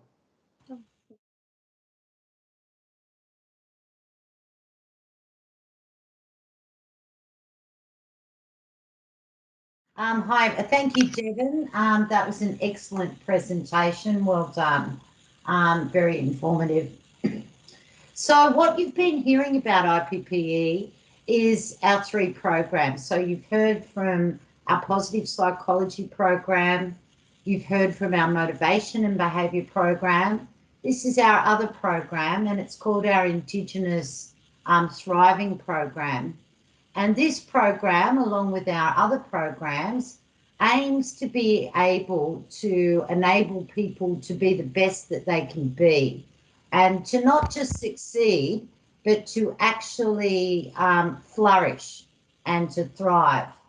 And we focus on Indigenous Australians because we believe Indigenous education is a significant issue of our time, and as a Catholic university, absolutely critical, a critical space for us to make a difference in for the common good. So the sorts of things that the purpose of this program is, as I said, is to enable thriving futures. We employ a positive psychology approach. What does that actually mean? That actually means that we take the things that make everyday individuals get the most out of life. We find out what they are. We find out what those drivers of success are. Then we emulate them and upscale them with others to apply those same drivers to others, to other people, to augment success and thriving. So it's not about problems, it's about solutions. It's not about, one of the things we hate in IPPE is deficit modelling. It hasn't worked, it's not true, and we focus on what's already working in Indigenous education. There are thousands of examples of successful Indigenous people across Australia, whether they be young children, to young adults, to university students, to adults who are running their own businesses. What we don't know, though, is what are the factors that are actually driving this success? How do we go about identifying what these are? And then how do we augment them and emulate them? And that's what our program is trying to look at. So we start with what works. What are examples of success? What are successful people doing? What is driving their success? And we use that as a starting point to measure the constructs we're looking at, test them, and then upscale interventions more broadly. We don't impose research on Indigenous communities. Our research is driven by Indigenous communities. It's led by them. We're there to support what they want to see happen in their communities. They have the wisdom and the cultural expertise to know what's best for their communities and how to meet those needs.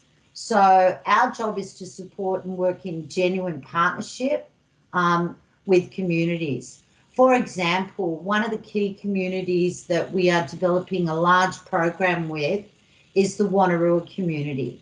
My husband is James Wilson Miller. He's a renowned Aboriginal historian, and he's one of the elders in the Wanneroo community.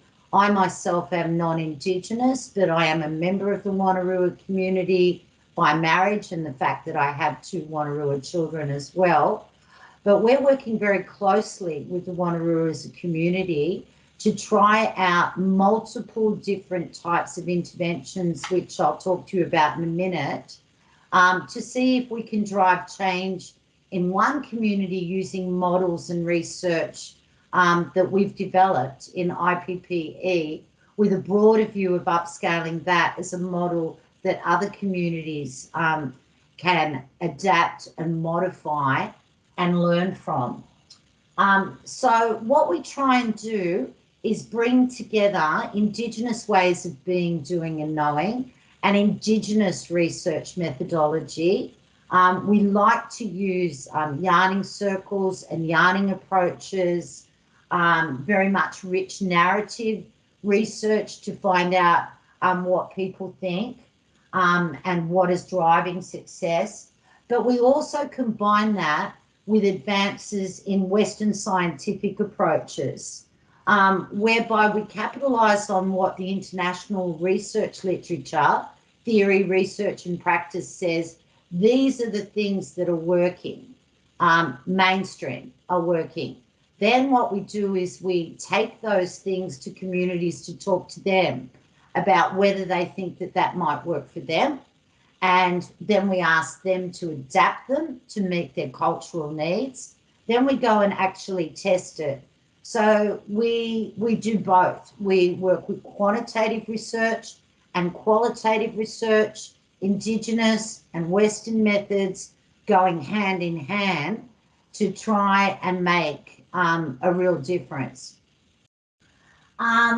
We prioritise the voices and as well the critical agency of Indigenous children, youth and communities.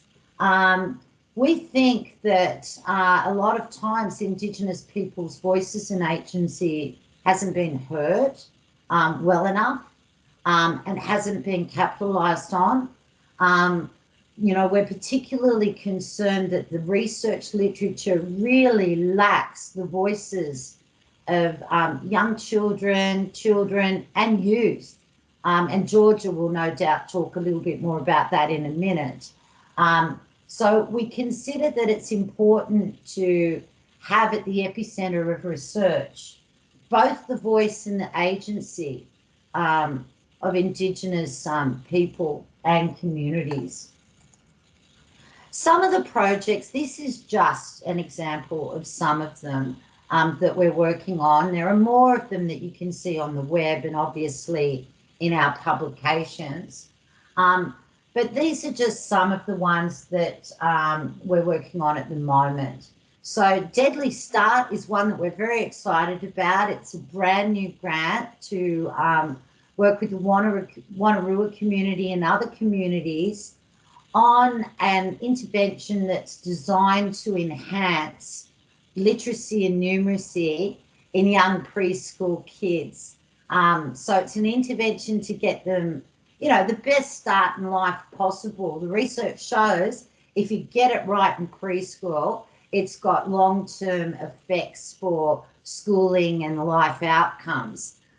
So we're very excited to take the research by Charles Hulme, which leads the world in reading interventions, plus our own research in IPPE, which shows that you've got to enhance self-concept along with reading skills and numeracy skills to have sustainable differences to create a brand new intervention, which we've already piloted, to enhance literacy and numeracy of preschool kids. We've got some other projects that relate to that I'll tell you about in a minute as well. Cultivating capabilities. This is a very interesting project. We did this with the New South Wales Department of Education and the New South Wales Aboriginal Education Consultative Group. And we went out and we went to, I think we ended up with 52 primary schools in New South Wales with relatively, 10% or more Indigenous populations in the school. But what we chose is high ability Indigenous children. I mean, a lot of research does not address what our gifted and talented Koori kids can do and are achieving and how to enable them to be all that they can be. So that's what we decided to look at. And in that research, we found some key drivers of success for high ability students. We also found that there are also some issues with high ability students, and I think Joseph mentioned briefly, and no doubt Herb will mention it later on, is the big fish, little pond effect, where if you can take, with some of our crew kids that are talented, they can end up in selective environments that impact adversely on their self-concept and their achievement, and may end up preferring to be in a mixed ability class. Now, that's not for all of our crew kids, but certainly for some of them, there are problems as well as key drivers. So that is a fascinating area of research that needs a lot more work. The Scots College, we've had the privilege of working with the Scots College, who, by the way, have a fantastic Aboriginal education program that really works, that really enriches people's lives and communities, and I mean whole communities as well. They do some fantastic things. We're working on research with them. We're identifying what is it about boarding school programs that work, what is it that don't work as well, and how they impact more broadly, because it's not just on the kids themselves. We found out there's an impact on the non-Aboriginal students, the non-Aboriginal parents who have contact with the Indigenous children, on the whole school communities that go and visit the Indigenous communities that the children come from, and from the Indigenous communities. It's a two-way sort of street. We've got some fascinating research, loads of data there if anyone's interested in honours or PhD delving into that. We've got so much to analyse. Successful schools, I won't talk much about that because Anthony's about to tell you a whole host of things about it. But basically, using our same model, we looked at what is it that's successful in our schools. We've got a lot of great schools in Australia, a lot of very talented teachers who are doing amazing things. So we've been trying to find out what are the characteristics of effective schools that enable our kids, our Indigenous kids, to do well and to thrive. Triumphing is a project which is interesting as well. We went to the other end. We went and had a look at Indigenous people who have successful careers, and we're trying to identify what are the drivers of that success, so that we can provide those drivers to schools and to universities to help emulate them in other contexts. We've also developed a multidimensional wellbeing model, which I know sounds like a nightmare, but wellbeing has not been well defined for Indigenous Australians. It's not really well defined in the broader research literature either. There are thousands of definitions out there. Most of them haven't been tested to make sure that the theories that are proposed are actually there when you test it with data. Yet we know theory, research and practice is inextricably intertwined. If you fail in one area, it will affect the other areas. So it's important to use theory and research and practice together to inform each other. So what we set out to do is we looked at what the kids were telling us, and this was with the high ability Indigenous students. What they were telling us was important to them as their wellbeing. And we developed a model and we tested it.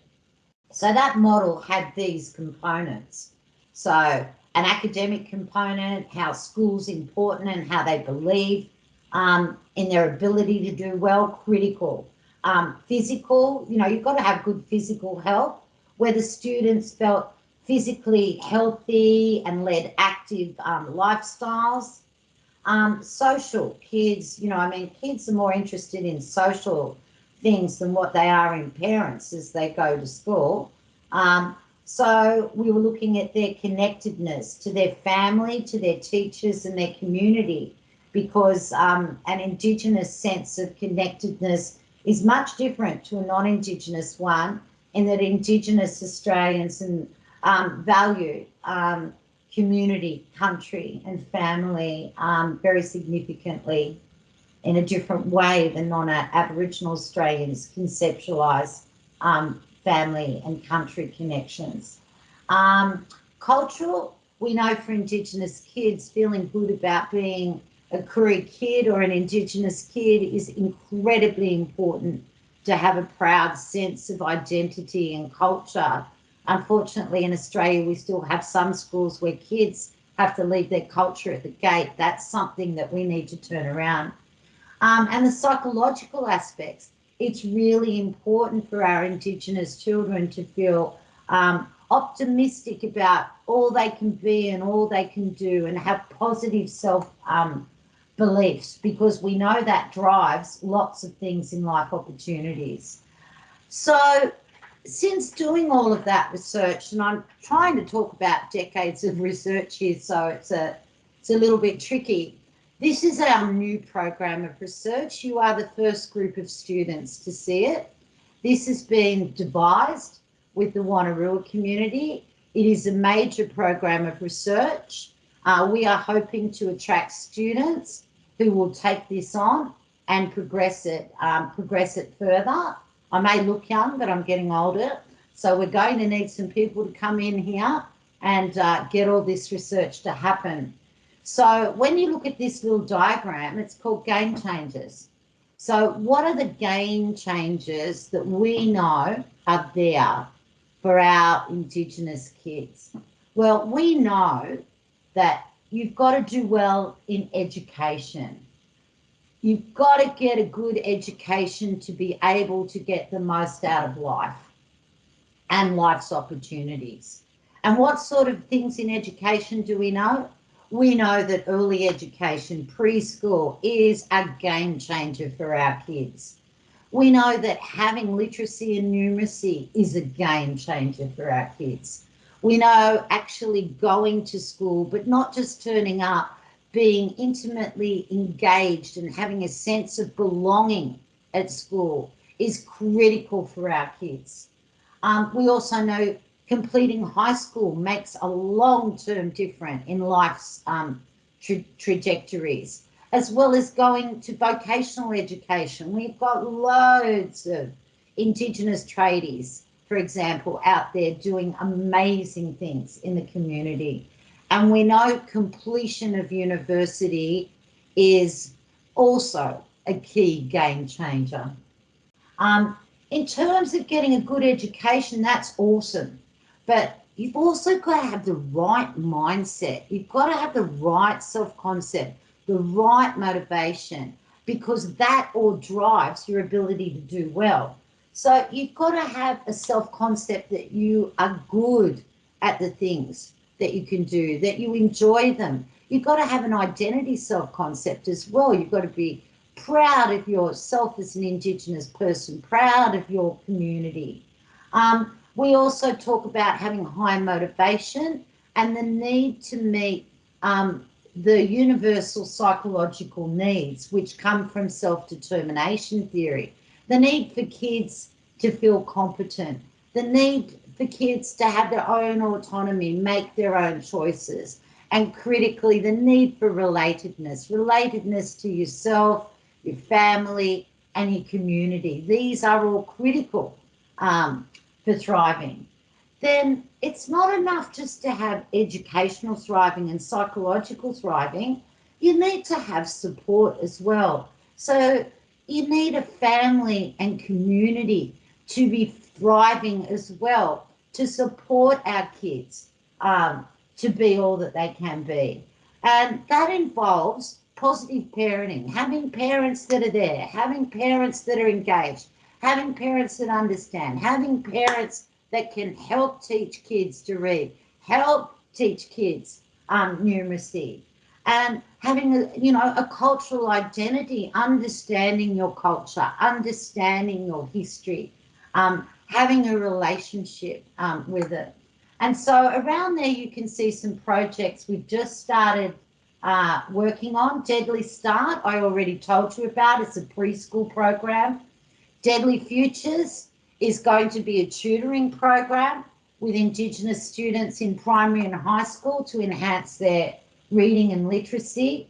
Deadly University is a project that all of you Indigenous students here today, that is the project you're going to be involved with in terms of finding out what enables successful university transition, retention and completion for Indigenous students.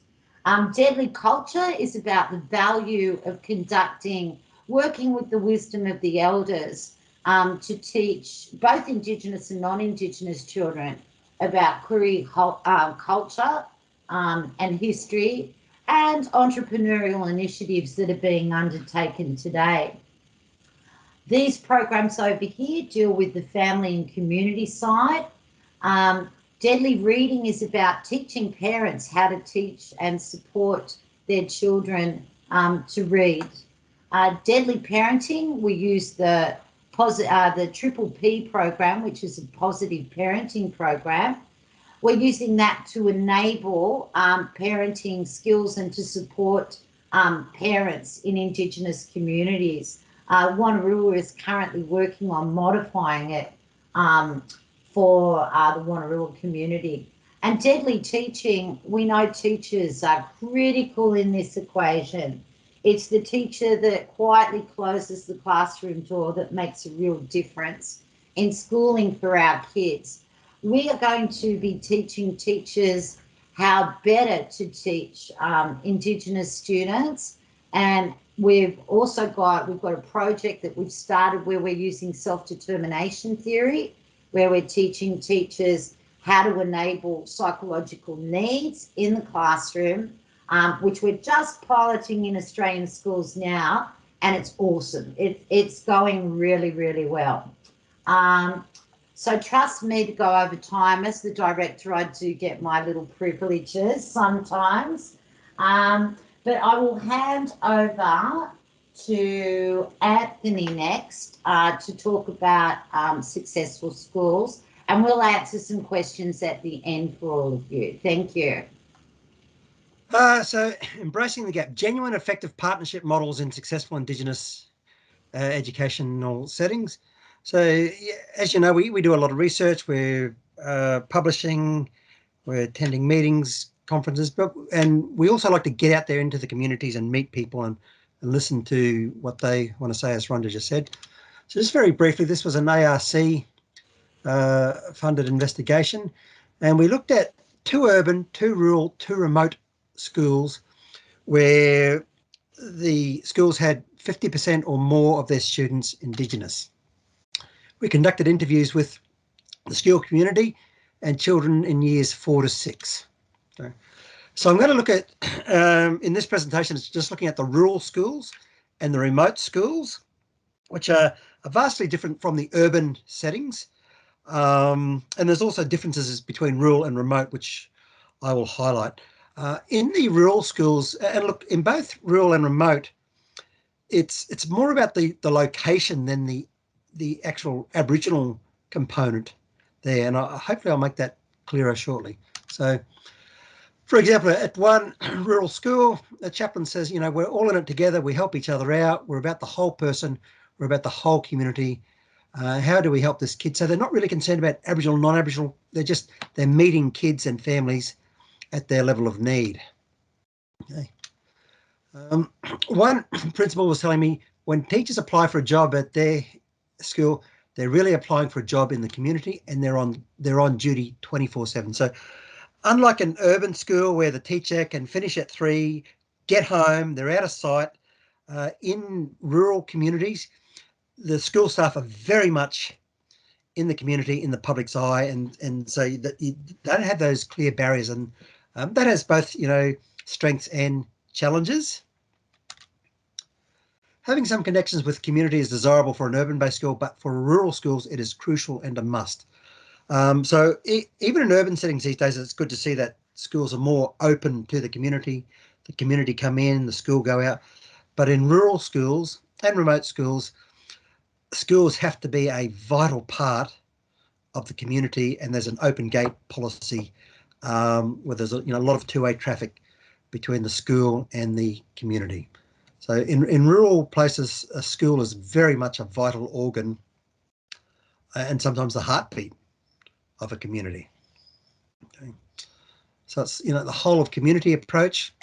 So some of the things we found that works well for Indigenous kids and non-Indigenous kids in these rural schools. Schools must be responsive to the community dynamics and needs. So very often there's low SES, low employment,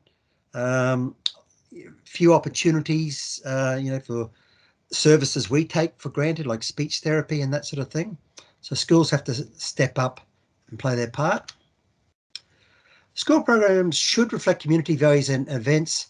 So, the local Indigenous culture, rather than a generic Indigenous culture, is very much a part of the school. And usually in rural schools, it's an easy job for them because they have Indigenous people on hand there, their parents of the school, etc., where they can consult with. As I was saying before, because of the reduced opportunities in rural schools, so in an urban school, if your kid's having a problem with speech, you can get them in to see a speech pathologist relatively quickly. Focus on getting in very early, the kindy and preschool, language development and hearing. Okay. A challenge in rural and remote schools is you have a high turnover of staff. And at one of the rural schools, they were telling me that, if the teacher's been there for at least 5 years, that's desirable.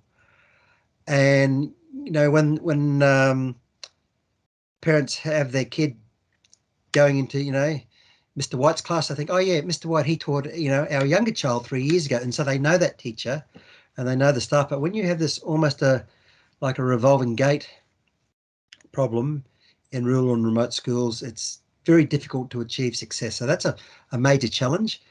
How do you get quality teachers to go to these schools and stay there for at least 5 years?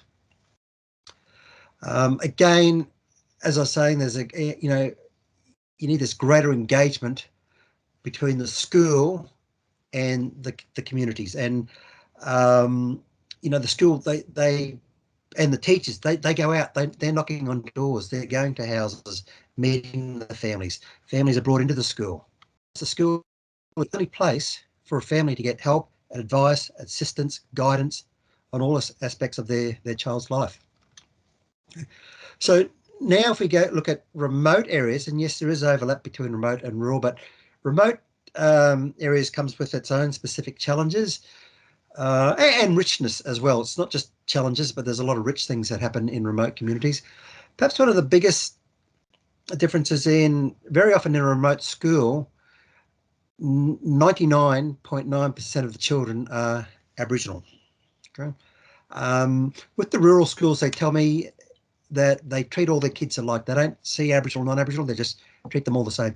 In a remote school, you mostly often have Aboriginal children, and English is not their first language.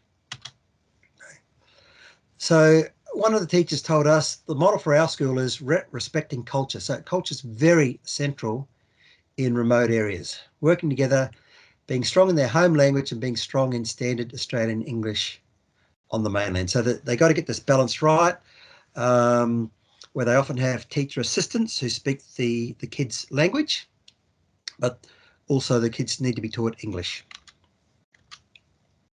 So if we just look at the dimensions Rhonda spoke about before, some of the findings that are coming back to us from 2 of the remote schools we went to, the principal's engagement with the community. So you'll get the principal, he or she is walking out during the lunch hour, walking through the shops, the town, to meet people and make himself or herself known to the community. So having those strong relationships amongst the staff, so that staff feel connected to the school and to the community. That constant feedback from the community. What is it that the community want for their kids' education? development of social skills and acceptable contact. So, a lot of these kids who go to these remote schools, they've never been in a school and structure, and neither have their parents. So it can be very foreign to them. So just teaching them some, basic social skills is very important. For culture, recognition and respect for local language. Again, I emphasize local language. Incorporation of local culture in the curriculum. And so that takes a dedicated teacher who's prepared to learn aspects of the local culture. And of course, that'll change from one school to another. Teachers learnt the local culture. It goes to another community, which could be 1,000 kilometres away or even 10 kilometres down the road, and a very different culture. So use of local elders, obviously, and usually there's no shortage of that, and the schools typically have very good relations with their local elders. Having a combination of Indigenous and non-Indigenous staff. Physical thriving, nutrition and breakfast programs. So sometimes for many of these kids, they come to school with, on an empty stomach, and they need to be given breakfast. Collaboration with external health organisations. Physical exercise, which we've spoken about. So getting, a lot of the times these kids have a lot of energy, and there needs to be an outlet for them. So they need to engage in sports early on during the day and during the day. Sleep, again, in some communities can be a big problem where there's a lot of noise in the home or the neighbours, and the kids come to school, and if they're tired, they can't learn. And sometimes, some of these schools, they have a room where a kid can grab a nap. It seems like a very foreign concept in urban settings, but in these remote areas, sleep deprivation is a serious problem, can be a serious problem. Okay, so with regard to academic thriving, providing a range of post-school pathways. So here in the suburbs, the child graduates from high school, and there's a job, university, or an apprenticeship, and that they walk away from school with a score that they can use. It's not always the case in remote communities, and so alternative pathways are needed for them. Negotiation with local businesses, that sort of thing. Engagement, which we spoke about before. Yes, it's one thing getting kids to school and sort of setting that high bar, that high expectation that you must attend school. But once they're there, ensuring that the kid is engaged, ensuring that school is a supportive environment, and that it's also fun for them, so that they want to learn. It's not just about attendance, but it's getting kids to want to learn. There's attention. Yes, we've got to work with local culture, local needs, but also this concept of NAPLAN and the content of of the curriculum that needs to be taught in order to tick the NAPLAN box can create a bit of tension, and certainly it's very challenging for the teachers to balance that NAPLAN requirement, but also incorporating culture and into the curriculum, and what the community's desires are and expectations are for their children. Okay, ensuring that schools and teachers are well resourced, and sometimes it can be a little bit of out of sight, out of mind. So these schools are almost invisible; they're just left out there, and that they lack many of the resources that urban schools get. And the teachers and principals are very, very often having to do jobs which they wouldn't have to do in an urban setting. It could be unblocking a toilet or getting rid of a large snake, something like that. The one thing that would encourage teachers to stay is success with their students. Success is the key. If students are learning and succeeding, they will attend. If teachers are having success, they will stay. So that was an answer I got from a principal. I said, what is the one thing that would make the biggest difference to teacher satisfaction in these schools? And he said, basically seeing the kids succeed. And, oftentimes they do see success, but oftentimes they see failures. So, trying to maximise success, maximise opportunities for kids to be in school and experience success through the principles which Rhonda spoke about earlier. And that's my presentation. Like I said, we've looked at some urban schools as well, but for this presentation, I just want to focus on the rural and remote school, which I believe is where the biggest challenges are. Okay. Thank you. Thanks, Anthony. Now, we'd like to introduce you to Georgia Durmush. Georgia is the Ursuline Sisters PhD scholarship holder, which is a highly prestigious scholarship awarded under nationally competitive conditions. And Georgia is one of our young students. She's in the final year of her PhD and she's doing very, very well. And she's going to let you know a little bit about her research interests. Georgia, over to you. Thank you so much, Rhonda. Thank you, Anthony. Beautiful. Well, hello, everyone. My name is Georgia Durmush. I'm a proud Welwyn and Gomeroi woman. I'm in my final year of my PhD, and today I'm going to share with you a snapshot of my research. I am aware that it is close to lunchtime and a lot of you would be hungry, so I'll try and speed it up a little bit. But essentially, my research is looking at First Nations higher education youth who are at university and their wellbeing, and youth being 18 to 25 years. However, before I commence, I will present an acknowledgement of country. So as a proud Welwyn and Gomeroi woman, I am presenting to you from beautiful Darrell country. I'd like to recognise the traditional custodians that I'm presenting from, but I'd also like to extend my respects and acknowledge that we're all on Aboriginal land, and pay my respects to the traditional custodians that we're all joining from. I'd like to extend my respects to elders past, present, emerging.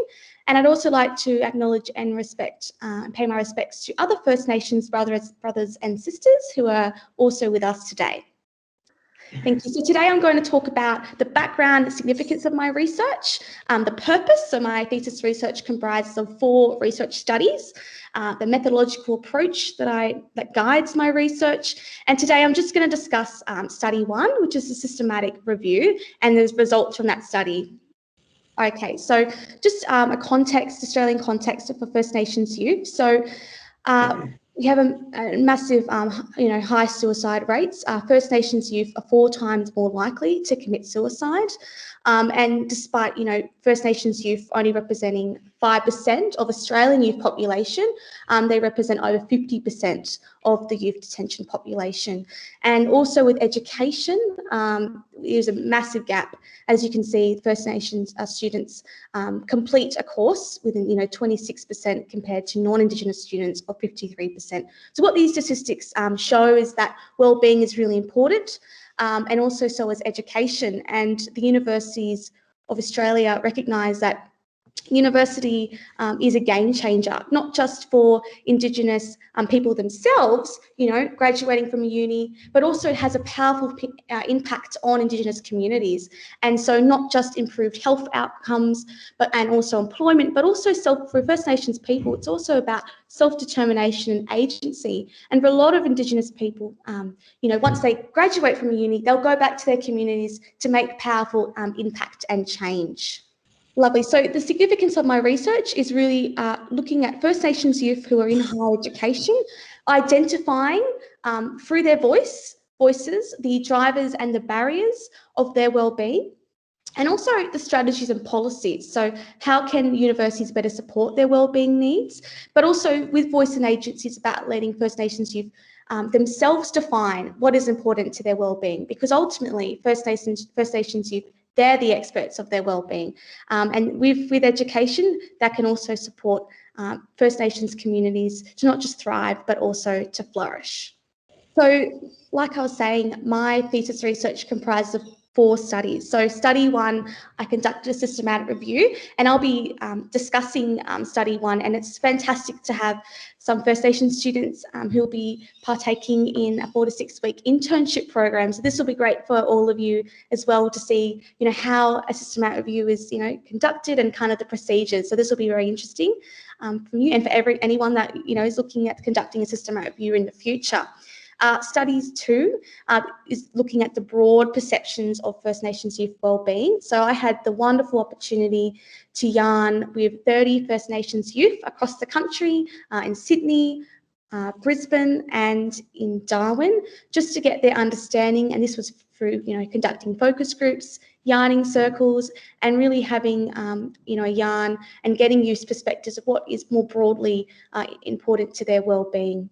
Study 3, I went back to the youth with those findings from study 2 to get their perspectives of those findings and importantly enable First Nations youth to validate those findings. What I found in study 2, does this actually relate to your wellbeing? And also, when you're conducting yarning circles and focus groups, there were some students that might have been a little bit more shyer and they kind of held back. So going back to the same students, obviously this was during COVID, so it was conducted either by phone call or Teams, just getting their perspectives and getting more of an in-depth understanding and getting more of that self-concept and those more personal experiences, what is important to youth wellbeing. And with the interviews, study 4 was looking at the strategies and policies. So again, what did youth individually think was important to their wellbeing? So the methodological approaches which guided my thesis research is yarning methodology and decolonising methodology. So yarning methodology. For First Nations people, yarning has always been about storytelling. It's always been about developing, respectful and trustful relationships with each other, but also it's, through song lines and through our songs and sharing our stories and our oral history. So it's something that we've always done.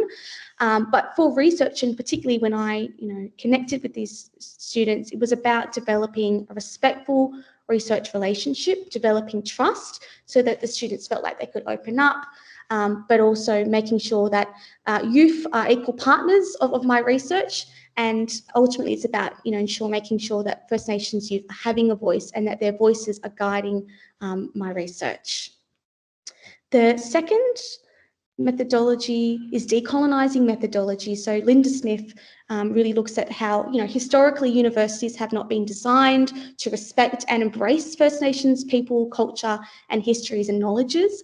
And really the aim of my research is to decolonise education research. And that's about making sure that First Nations youth voices are heard, they're having a say on research that's going to impact them, such as their wellbeing, and so that they can exercise agency through providing recommendations which will have a powerful impact on shaping future research and policy, which will shape and positively affect the future generations of Indigenous students who are going to university.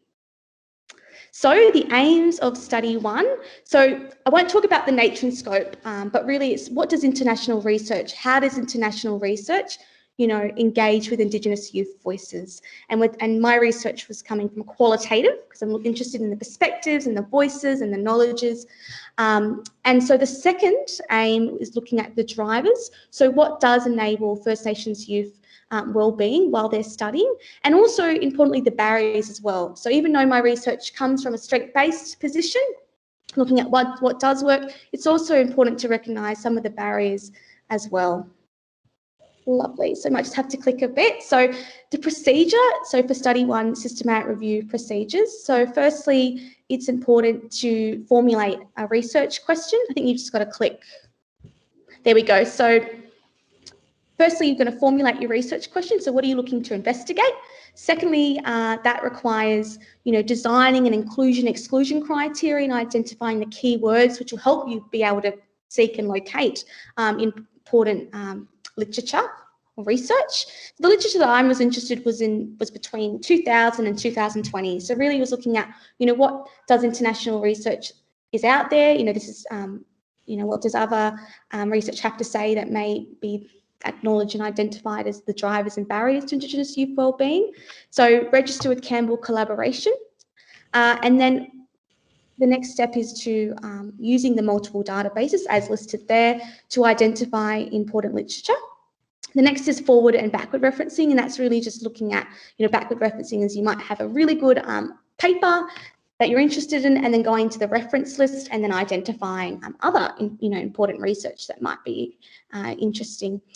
And then once that you've identified that, storing those research papers in EndNote, and then covidence. This is an abstract screening process, and that's, you're with another coder, and it's kind of like online, a little bit like a Tinder, but for research, and finding the best papers that have keywords that are important to Indigenous youth wellbeing, and then, yourself another coder, to finding those articles, and then, identifying themes through that, and word count frequency count as well.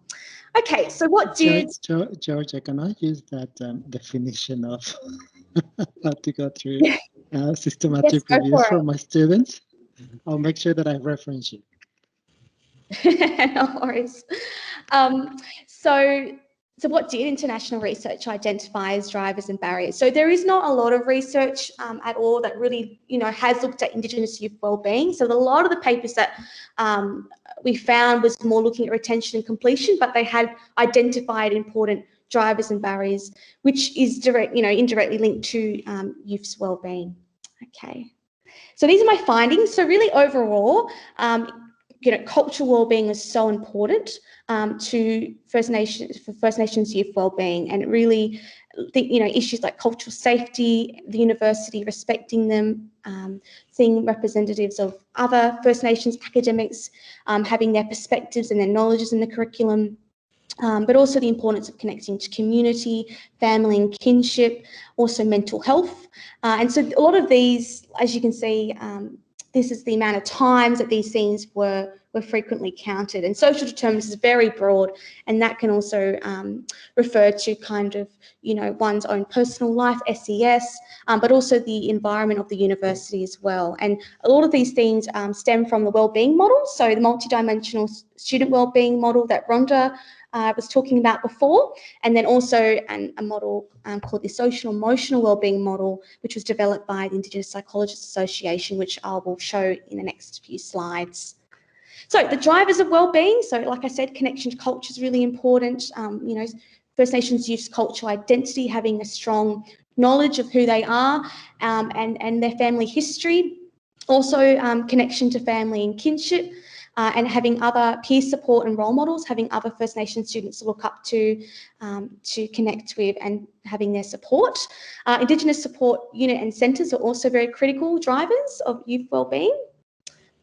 Okay, the barriers, so lack of cultural safety. So, Western teaching styles, not having, yarning circles, big, lecture theatres was also kind of something particularly for students from, remote communities coming down to an urban university, racism and discrimination, and of course, a lack of mental health wellbeing services that are culturally appropriate.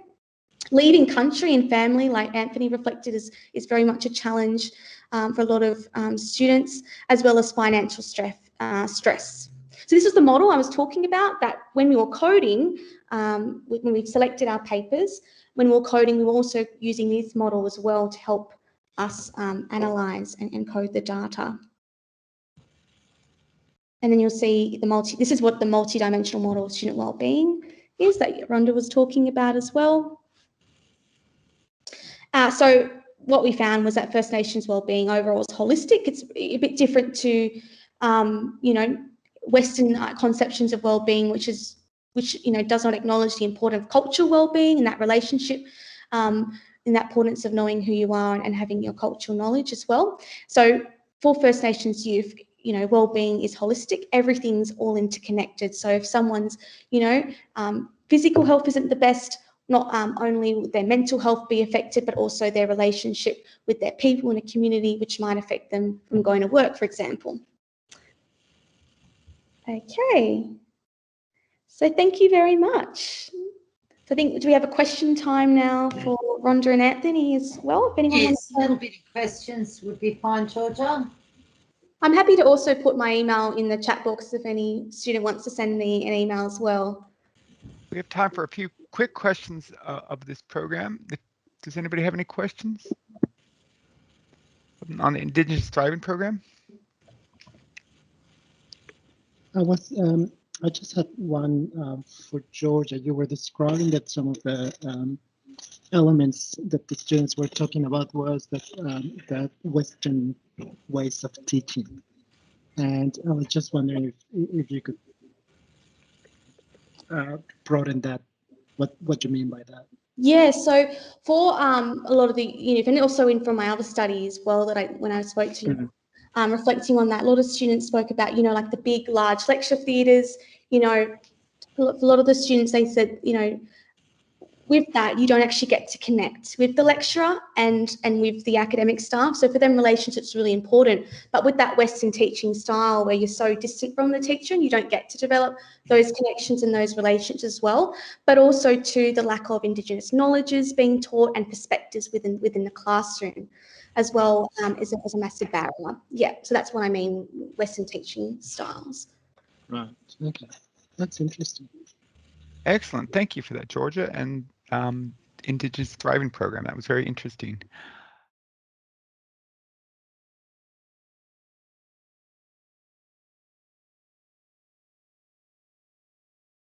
Okay, so we've got a few presentations from our PhD students now. Hopefully, we'll give you the inside scoop on what it looks like to be a PhD, and then we'll take a lunch break after that. So I think we're starting with Kelly. Yes, that's right. Hi, everyone.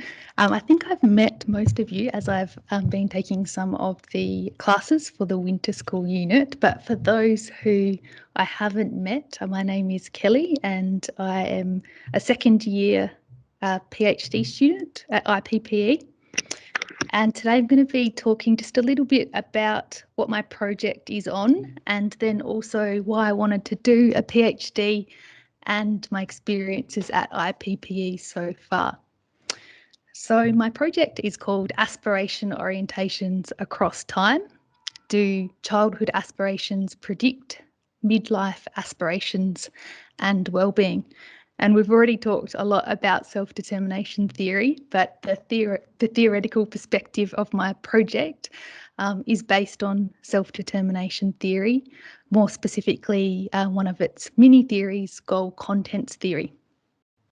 So goal contents theory looks at that idea that not all goals are created equal, because goals can fulfill our psychological needs to varying degrees. So intrinsic aspirations such as affiliation, personal growth, community and physical health have been found to be associated with well-being and also to directly satisfy our psychological needs, whereas extrinsic aspirations such as wealth, image and fame have been found to indirectly satisfy our psychological needs, and when they are prioritised at a cost of our intrinsic aspirations, they've even been found to be linked with ill-being. So my PhD project aims to contribute to the research in a couple of main areas. The first one is in regards to the development of intrinsic and extrinsic aspirations. So really trying to understand what types of factors might contribute to the development of these varying types. The other main area that my PhD project aims to contribute to is around the trajectory of aspirations over time. So there's not been a lot of research done on how our aspirations the trajectory over time in terms of whether they're quite stable or whether they fluctuate a lot. So in order to address these gaps, I'm going to be looking at a longitudinal study, the National Child Development Study, which actually asked people to write about their aspirations at 2 points in their lifespan. So when they were 11 years old and then when they were 50 years old.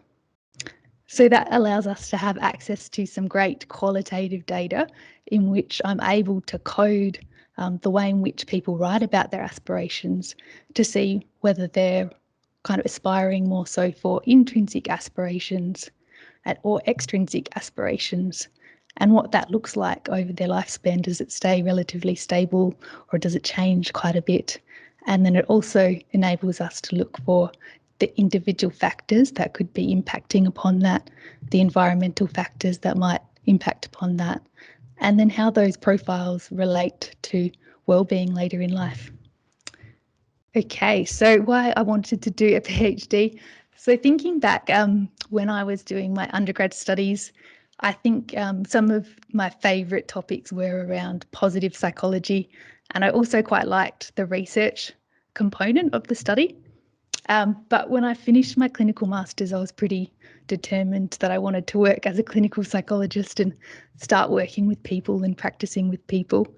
But I found the more and more that I did work with people, the more and more I was kind of drawn to the theories and understanding like broader patterns. So I found myself being drawn to theories such as attachment theory and really thinking about what are the functions behind people's behaviours and like trying to take more of a, I guess, like needs-based approach in my practice. And so about, I think it was 3 years ago, I came across self-determination theory when I went to a training. And that was quite exciting for me because it was really in line with what I was hoping to work toward as a clinician. So I decided to go to the self-determination theory conference. And so I went into that conference kind of just wanting it to inform my practice. But then I came out of the conference really interested in doing a PhD. So that's when I decided to apply to do a PhD. And yeah, it's really nice to be back doing research and being able to contribute in a field that I feel quite interested in and passionate about. And I'm hoping moving forward, the practice that I do in my clinical work will be even more informed by self-determination theory and other theories that help to foster wellbeing.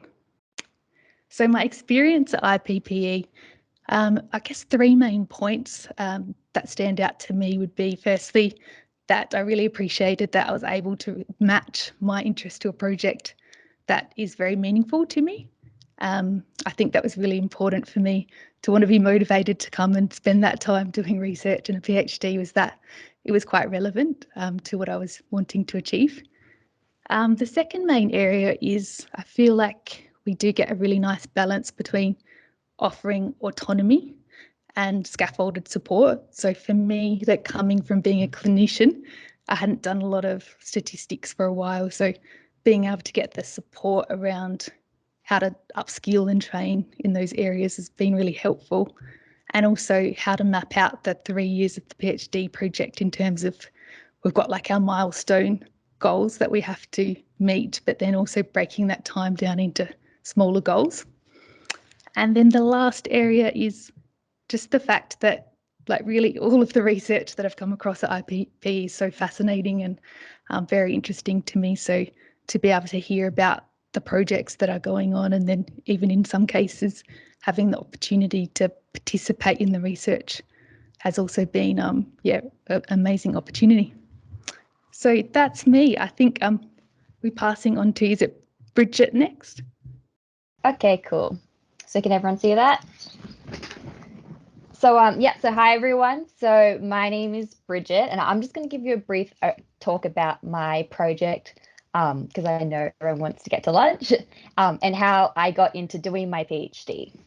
So my PhD, so I'm part of the Motivation and Behaviour program here at ACU, and I'm currently in my 2nd year of my PhD. So my research is part of the Kid Vision project that Devan mentioned earlier today. So to give you a quick overview of my research area, most of the research to date on screen use has been based on unvalidated questionnaires, which is shown to be inaccurate for measuring children's screen use, which Devan touched on.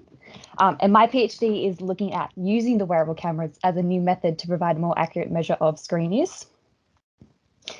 So in my PhD, I've completed a systematic review that looked at the wearable cameras as a research method to measure children's health behaviours just in general. I'm now doing a validation study to evaluate the validity of wearable cameras to measure children's screen use. I then hope to use that validated method to investigate the impact of children's screen use on children's sleep. So how I ended up, there we go. So how I ended up here, so how I ended up doing my PhD here at ACU was a pretty streamlined process compared to other people. So I completed a Bachelor of Exercise Science and a Bachelor of Public Health here at ACU at the Stratford campus. Originally, I wanted to work in health promotion, but I changed my mind in my undergrad when I learned about the importance of research, in public health. So in my last year of my undergrad, I did my placement here in the Motivation and Behaviour program on the iPlay project that Devan talked about earlier. I then decided to do my honours in public health. And Terence Sanders, one of the researchers here, who was also my supervisor during my placement year, offered to be my supervisor on my honours project. At the time I was doing my honours year, they were creating the Kid Vision project, which I based my honours project on. So for my honours project, I created a coding framework that could be used to code the children's screen use from the wearable camera images. So then when I finished my honours, the Square Eyes team, the Kid Vision team, sorry, I just had a recent name change, were advertising to find PhD students who wanted to work on the project. So I applied for a PhD scholarship, and then at the end of my honours, I got the scholarship, and now I'm currently working on the Square Eyes project, Kid Vision project.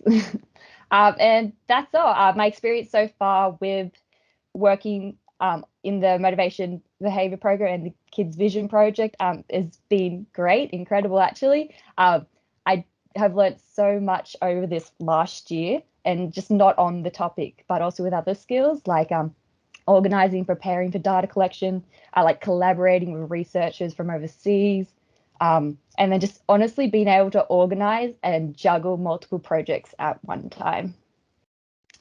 Yeah, so that's my quick short presentation. Did we have one more? Yeah. I'm happy to share a little bit. We have Georgia, yeah. Yeah. So I guess today I'll just quickly talk about kind of what attracted me to doing my PhD, but also why I love studying here at IPPE.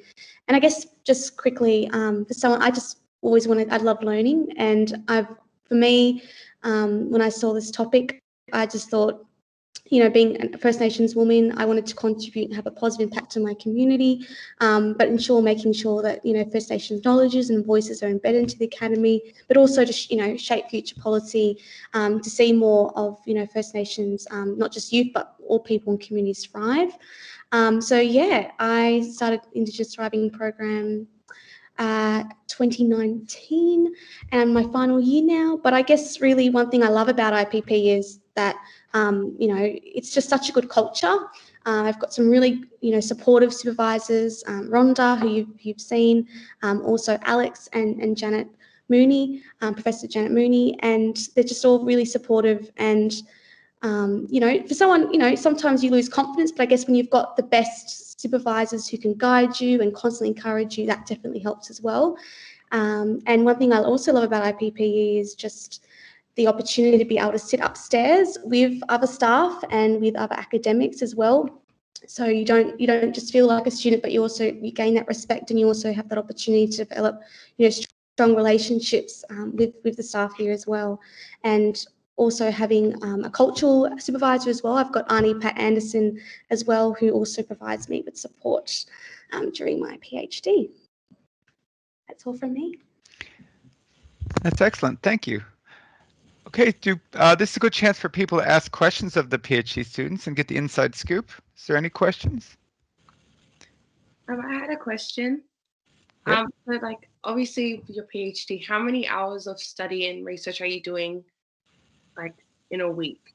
It depends if you're full-time or part-time, but I'm full-time, so 5 days a week. But it's flexible. It's up to you really how much, you know, hours you put a day. But yeah, I think, you know, you just got to set yourself goals, tasks each day. And like for me, I've got 1 week meetings with my supervisors. So, you know, I create quite an agenda item list so I know to keep me on track what I've got to complete for the next week when I'm speaking to them. Yeah, I'm similar with Georgia there. So how I kind of looked at, because I'm a full-time PhD student as well, and then because I've got the scholarship as well, I kind of treat it as a full-time job. So working the 9 to 5 on the Mondays to the Fridays, and then creating those barriers so you do have time off throughout your PhD as well, which is important to like recharge and refresh. Are you guys working? Like, do you guys have jobs? Or are you just doing just a PhD at the moment?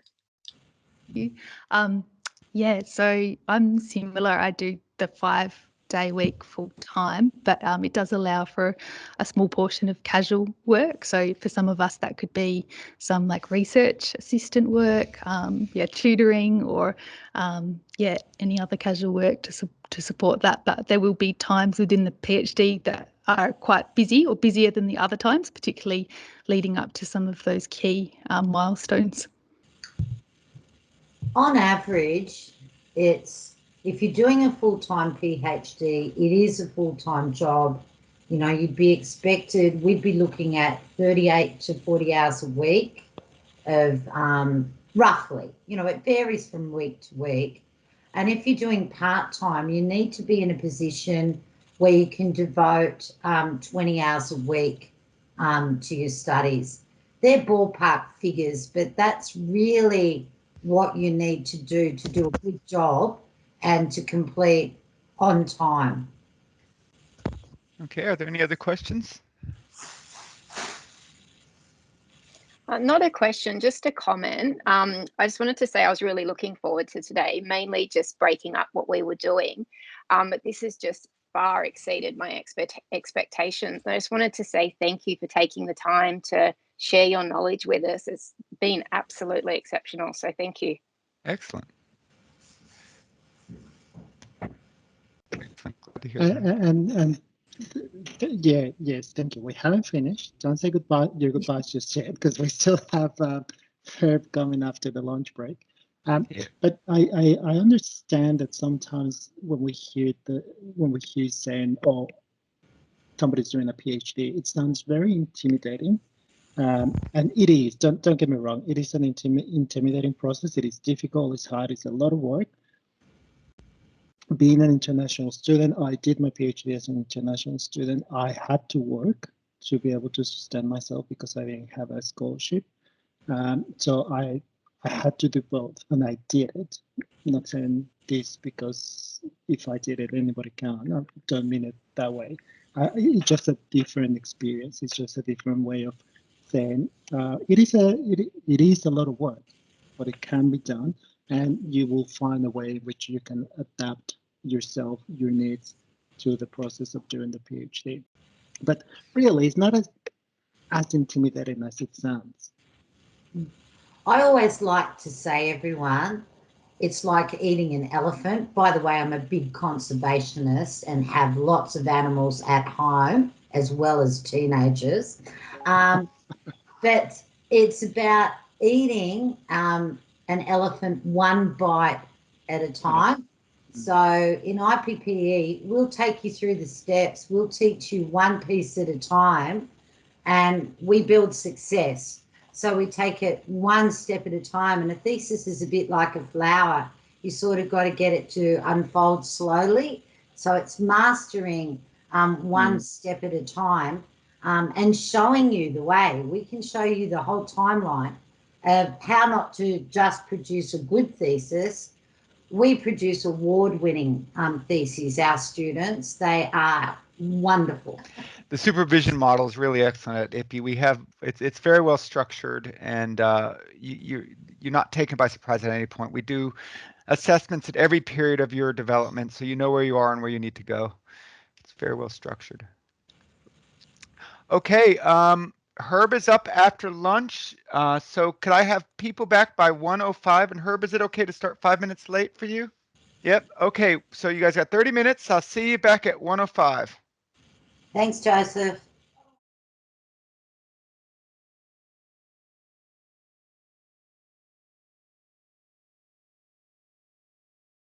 Yep. Okay, so let me just introduce Herb Marsh. Hopefully everybody's here. I'm really pleased to introduce Herb, who's one of probably the top educational researcher in the world and one of the most influential scientists and psychologists of all time. And so without further ado, here's Herb Marsh. Hi. What a strange situation to be presenting to all you people from lockdown, but I guess we're getting used to that. Here's just a little bit of an introduction as to who I am. I publish a lot. My research is highly cited. I'm quite successful at winning grants.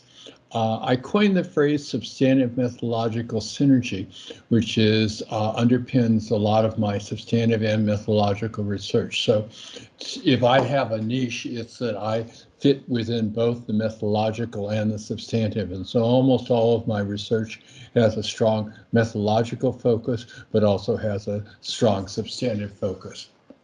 Last year, I was ranked #1 in the world out of 58,316 educational researchers based upon lifetime citations. And you can see that my citations are going up and so on and so forth. So let me go ahead and move on to the presentation. Let's see. So, academic self-concept, the cornerstone of a revolution in positive psychology of education.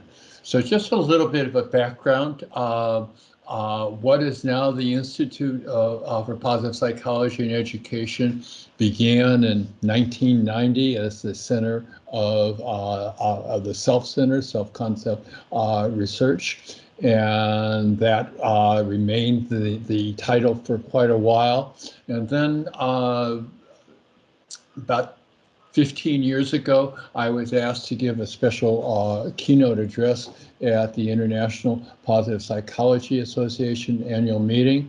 And I was sufficiently impressed with the positive psychology movement standing for much of what I wanted to look at in my research that I came back and said, let's change the name of the center to Positive Psychology in Education.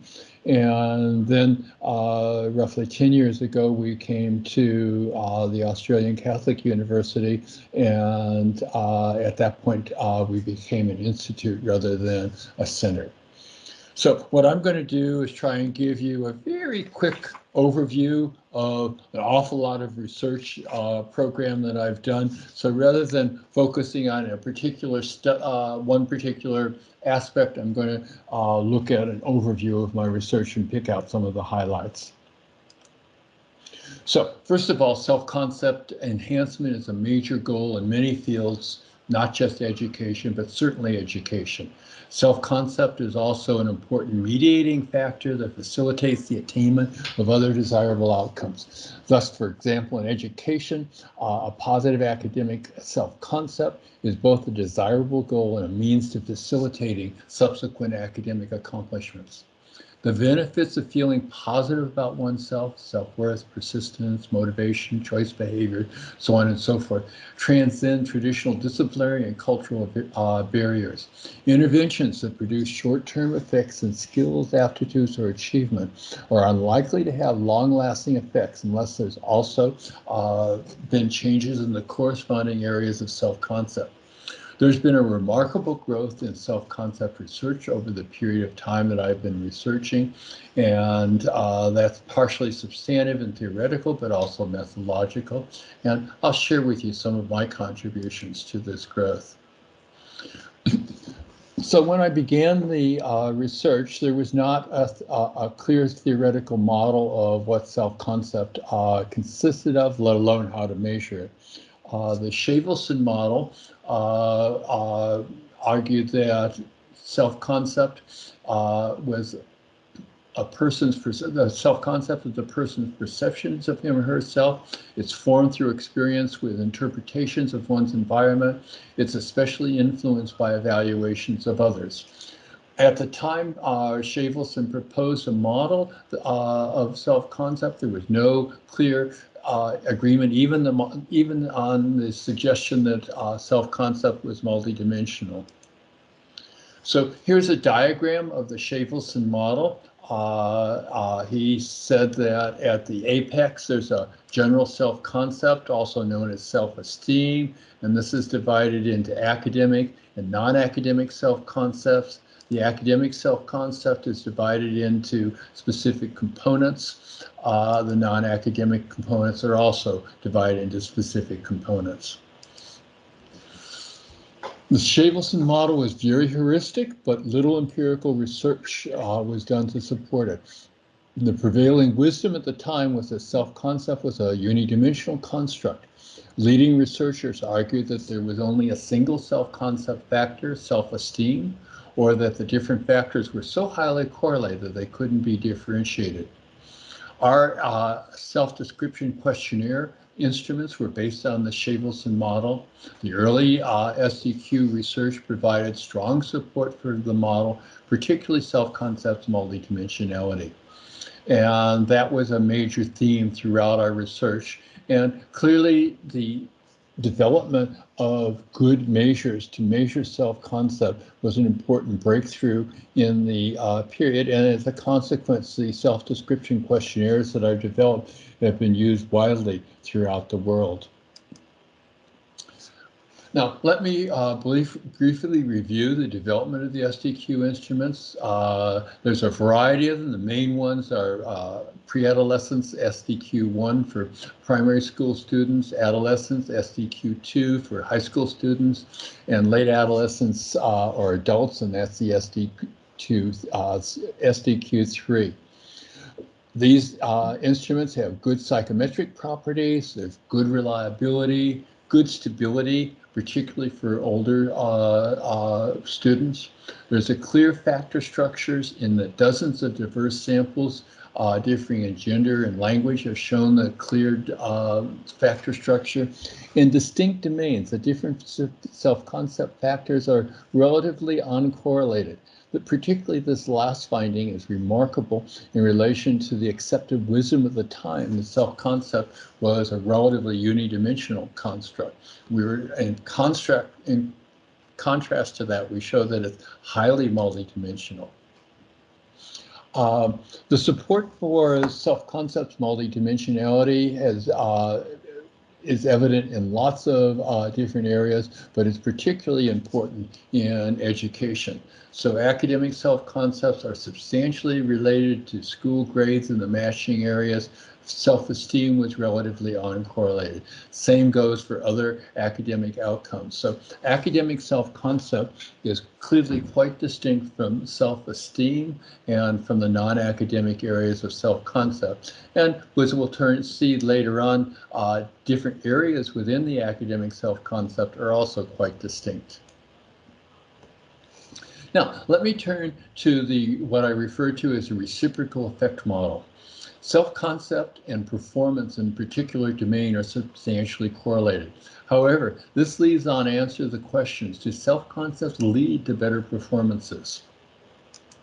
This is sometimes seen as one of those complex questions about what comes first, the chicken or the egg. Historically, there have been two competing models. The skill development model says that better performance leads to better self-concept. And then there's the self-enhancement that says that better self-concept leads to better performance. I believe, therefore I am. This self-enhancement model is central to the positive psychology movement. However, we argued that both of these are too simplistic and proposed the reciprocal effect model. Now let's take a look at what the reciprocal effect model says. In the prototype model, self-concept and performance are each measured on at least 2 and hopefully 3 or more occasions. Here, time 1, time 2, time 3. Each construct is measured by multiple indicators, different items, the multiple boxes.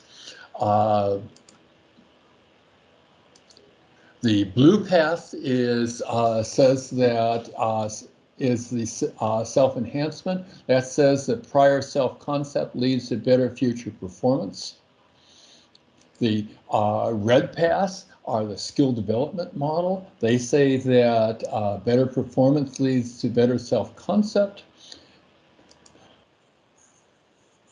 And the reciprocal effect model says that both paths are important, that self-concept and performance each are a cause and effect of the other, that they're reciprocally related. Now, let's see how the RM works in practice. So we tested the reciprocal effect model with longitudinal data representing U.S. students in 10th grade to 1 year after high school graduation. Now, although this path diagram is complicated. The most important paths are the blue ones, the effects of prior academic self-concept of subsequent achievement, and also the red paths, the significant effects from prior achievement to subsequent self-concept. We refer to this as a classic study in that it was one of the first to show the effect of prior academic self-concept on subsequent achievement and methodologically stronger than previous research. However, there now exist dozens of studies and even a comprehensive meta-analysis in support of the finding that good academic self-concepts lead to better educational outcomes. In our review of reciprocal effect model research, we concluded that research at the time was not adequate to evaluate developmental hypotheses. We recommended the use of a multi-cohort, multi-occasion designs that combine the advantages of cross-sectional and longitudinal studies. In a methodologically strong developmental study, we implemented this design. Young children in grades 2, 3, and 4, the multiple age cohorts, each were measured on 3 years, the multiple occasions. The results provide good support for the reciprocal effect model for young children that generalize across the 3 age cohorts and all 3 occasions. In summary, the reciprocal effect model works well with children as well as older students. Now, there exists a large body of reciprocal effect model research. Valentine et al. Conducted a meta-analysis of 55 REM studies. They showed that support for the REM prediction generalized over age, country, type of achievement, time interval, design features. So self-concept is an important outcome and plays a central role in mediating the effects of other desirable outcomes. The support is particularly strong in education, but in growing in other areas as well. Now, let me look at some practical implications for teachers. If teachers focus on either academic self-concept or achievement to the exclusion of others, then both are likely to suffer. According to the reciprocal effects model, teachers should strive to improve simultaneously both academic self-concept and achievement and reinforce the positive link between the two of them. Now, let me move on to a topic of frame of reference effects. This is how people form their academic self-concept. Even after individuals obtain information from various sources about their academic accomplishments, these impressions must be compared to a standard or frame of reference. To the extent that individuals have different frames of reference, the same objective indicators of achievement will lead to different academic self-concepts. Frame of reference effects that we've studied so far are the internal-external frame of reference model and the big fish little pond effect. Let me start with the IE model. Math and verbal achievements are highly correlated, correlations of 0.5 to 0.8 depending on how they're measured. Individuals who are good in one area tend to be good in the other. Verbal and math self-concepts are nearly uncorrelated. People think of themselves as math persons or verbal persons. The IE model was designed to explain why verbal and math self-concepts are so distinct. Theoretically, this finding contradicted the original Shavelson model and led to its revision. Now, according to the IE model, there's 2 separate processes going on. One is an external comparison process. According to the social comparison process, I compare my self-perceptions of my own math and verbal skills with the perceived abilities of other students in my classroom or school. I use this as a basis of my academic self-concept. So if I'm the brightest student in my class, I'll tend to have a positive academic self-concept. The more interesting one, at least in terms of what has been looked at previously, is the internal dimensional comparison or dimensional comparison process. According to this process, I compare my self-perceived ability in math with my self-perceived verbal ability. I use this internal relativistic impression as a second basis for arriving at my academic self-concept in each area. If math is my best school subject, I'll tend to have a positive math self-concept, even if I'm not particularly good at any school subject. Now, let's look at the prototype IE model relating math and verbal constructs. In this model, math and verbal achievements are highly correlated, and math and verbal self-concepts are nearly uncorrelated. The blue horizontal paths reflect the effects of academic achievement on academic self-concept at the same matching area. Not surprisingly, these are predicted to be positive and substantial.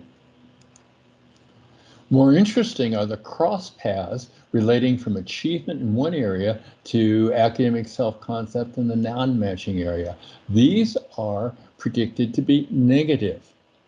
Okay, let me see if I can unpack this so that you can understand how can good math skills lead to a poorer verbal self-concept.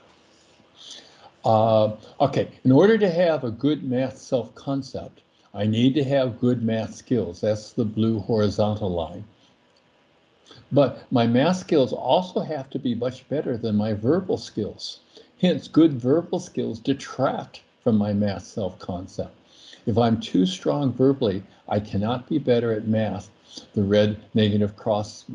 And the same holds in reverse for the verbal. Support for the IE model comes from large-scale studies conducted all over the world. However, the main problem with cross-cultural research is that the materials, sampling, etc. are typically different in each culture and each study. Hence, cross-cultural differences are confounded with lots of other differences. The OECD PISA data largely overcomes these issues. Now, this is one of the big cross-national comparisons that when you read how Australia is ranking relative to the world, is likely to be based on the PISA data. Here we present the world's largest cross-national study of the IE model with the OECD PISA data representing samples of 15-year-olds from 26 countries with very strong data. So what do the PISA data have to tell us? The two horizontal paths, the blue ones, were substantial and positive as we expected. Critically, the two cross paths were negative. Verbal to math self-concept was -0.2 and math to verbal self-concept was -0.26. Using 26 different countries, we showed that the results were reasonably invariant across different countries. The IE model also has important implications for teachers. They need to understand the self-concept processes to better motivate students and are sometimes asked to report students' self-concepts in reports to parents. However, teachers do not understand that even the best students will have relatively poor self-concepts in their worst school subjects, and even the poorest students will have relatively better self-concepts in their best school subject. There's recently been a lot of theoretical research done with the IE model. We've greatly expanded the basis of the development, and it's now referred to as dimensional comparison theory, and it's been applied to lots of areas as well as education. We argue that there's three major comparison bases. Social comparison is how I compare with others. Temporal comparison, how my current accomplishments compare with past accomplishments. Those are the two that have been traditionally looked at. Now we've added dimensional comparison, how my accomplishments in one domain compare with those in another. And this is particularly important when people are making choices. How good am I in one domain as opposed to the other? Now, let's turn to the second frame of reference effect, the big fish, little pond effect. Educators and parents often assume that there's academic benefits in attending higher ability schools. This naive analysis, however, fails to take into account the initial higher abilities and other pre-existing differences. A better test would be to compare academic outcomes after controlling for pre-existing differences. This calls for more sophisticated value-added models and the evaluation of these contextual effects. In an educational context, we propose the big fish, little pond effect based upon a whole variety of theoretical perspectives from different disciplines.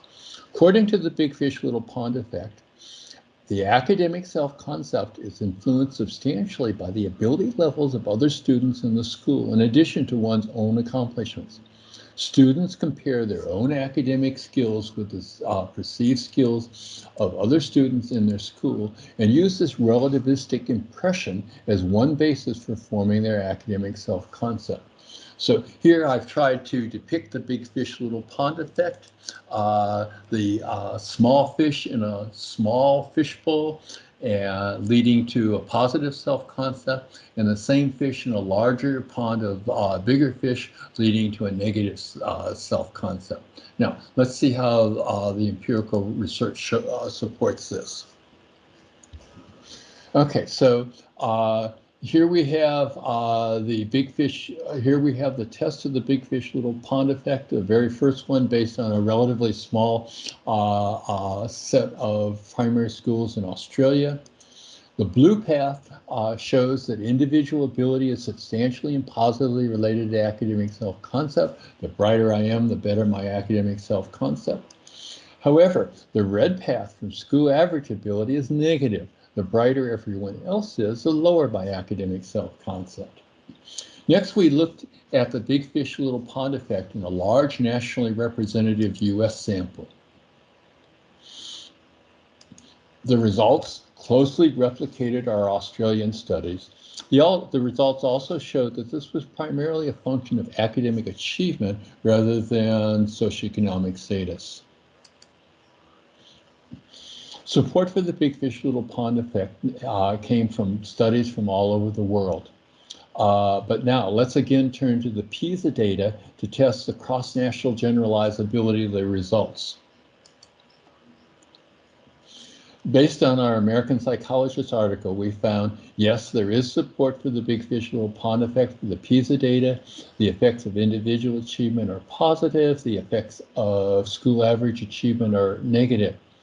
No, the big fish, little pond effect didn't vary much with individual achievement. The negative effect of school average ability was consistent across the range of bright students and not so bright students. Does the big fish, little pond effect vary from country to country? Yes, but not a whole lot. The residual variance was really pretty small. Arguably, the OECD paper provides the strongest study of the big fish, little pond effect at the time. Here you can see what the data look like. The first graph shows the positive, mostly linear relationship between individual achievement and academic self-concept. The brighter I am, the higher my academic self-concept. The second graph shows the negative linear relationship between school average achievement and academic self-concept. The brighter my classmates are, the lower my academic self-concept. We've subsequently replicated this with each of successive PISA studies. As shown here, each PISA has a larger, more diverse sample of countries. However, the pattern of results is reasonably similar. The results demonstrate that the big fish, little pond effect is one of psychology's most cross-cultural universal phenomena. The effect of school average achievement on academic self-concept was negative in all but one of 123 samples. Now, how long-lasting is the big fish, little pond effect? Well, in two different German studies, we showed that there was good evidence that the big fish, little pond effect grows larger the more time students are in the same high school. In two studies, we also showed that the negative big fish, little pond effect was as larger 2 years, study 1 or 4 years after high school graduation. So the big fish, little pond effect is not ephemeral, short term, it's long lasting. Now, let's look at the implications of the big fish, little pond effect at the opposite end of the ability continuum. There's a worldwide inclusion movement of academically disadvantaged students into regular classroom. There's two different theoretical perspectives. Labeling theory predicts that placement of academic disadvantaged students in special classes with other low-achieving students leads to lower concepts, and this supports regular class placement. The big fish, little pond effect predicts that special class placement leads to higher academic self-concept and supports special class placement. We evaluated placement, special versus regular, for academically disadvantaged students with mild intellectual disabilities, IQs of 56 to 75. Consistent with the big fish, little pond effect, academically disadvantaged students in special academic classes had higher academic self-concept. They also had significantly higher pure self-concept. Academic disadvantaged students felt excluded, not included in regular classes. So the big fish, little pond effect questions some of the assumed benefits of mainstreaming, placing academically disadvantaged students into regular classes rather than special education classes. Now, the big fish, little pond effect has been replicated in many studies. It's important for self-concept theory. Also, it's remarkable to get this level of cross-national generalizability in educational research, particularly in relation to what seems to be paradoxical results. Nevertheless, a cynical devil's advocate could ask, so what? What are the practical implications in relation to achievement? To address this question, we looked at the high school and beyond study. This is a large sample of American high school students, 36 students from each of 1,000 high schools surveyed in year 10, year 12, and 2 years after graduation from high school. It was specifically designed to include as many of education's important outcomes as possible. So here we have a path model that we tested. The critical question is, what are the effects of school average ability on year 10, year 12, and post-secondary outcomes after controlling for student background? Let me summarize the range of outcomes that were considered.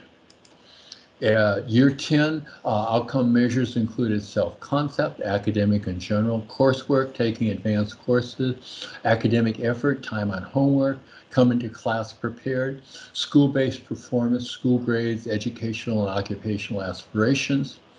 At year 12, there were the same measures plus a new battery of achievement tests. And at post-secondary, we looked at the number of semesters of university students that attended and educational occupational aspirations.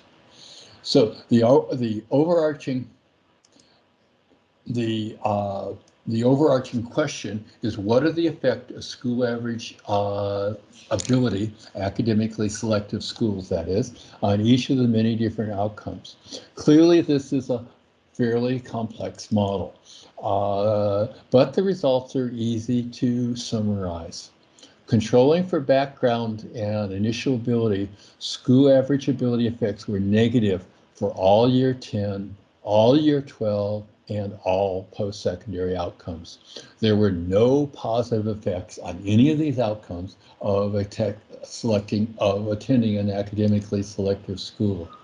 15 of the 17 relations were significantly negative, 2 were non-significant.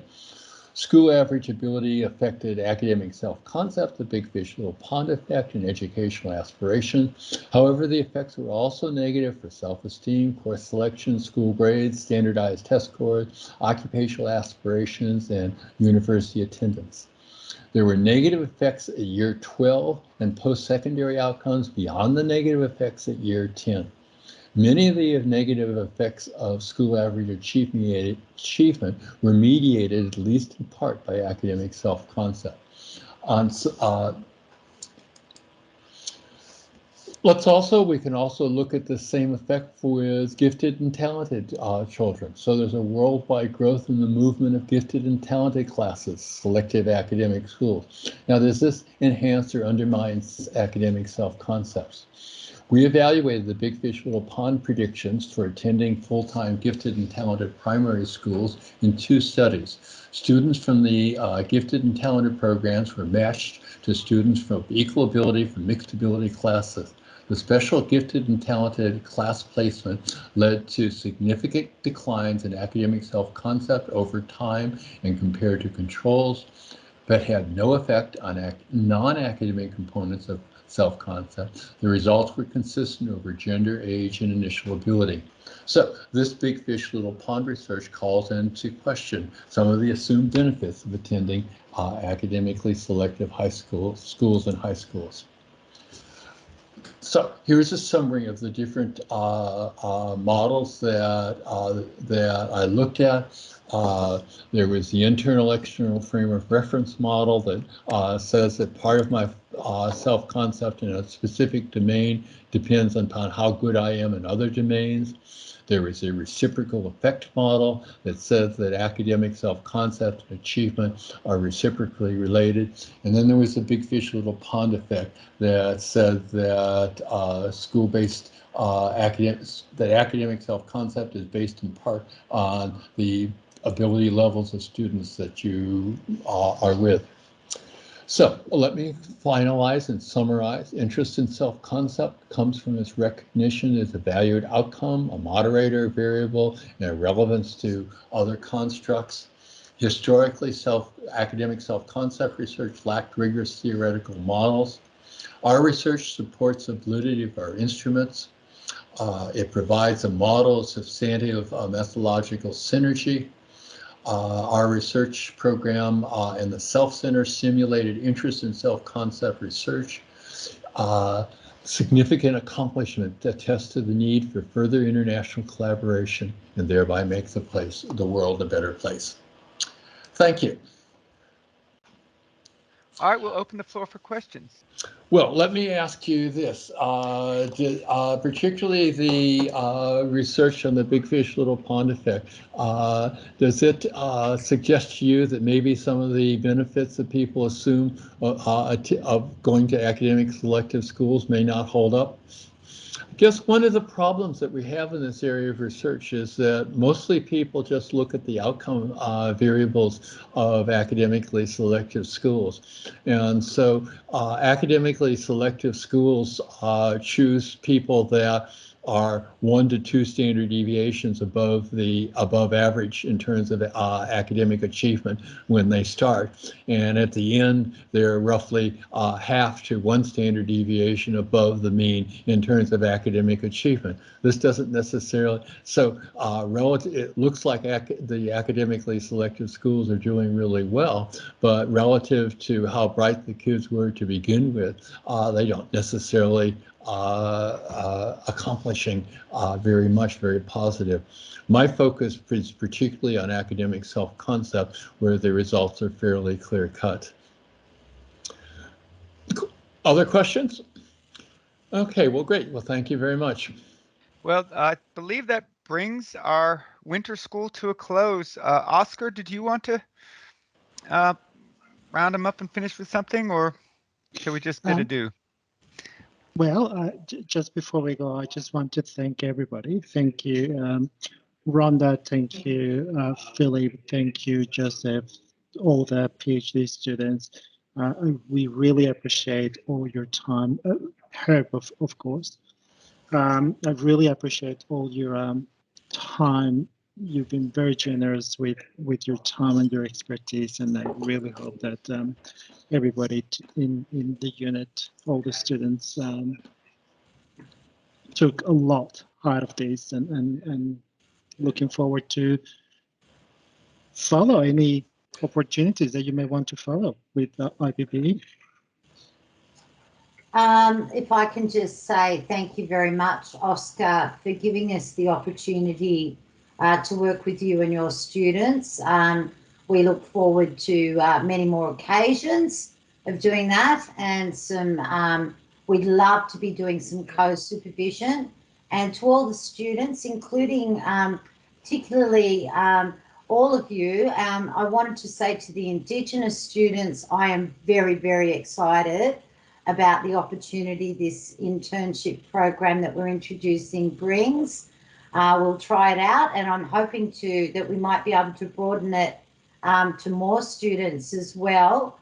And can I encourage you, we have brown bags on Wednesday at 12:30 every Wednesday. You can either come up to IPPE when the COVID restrictions end and come and watch our team.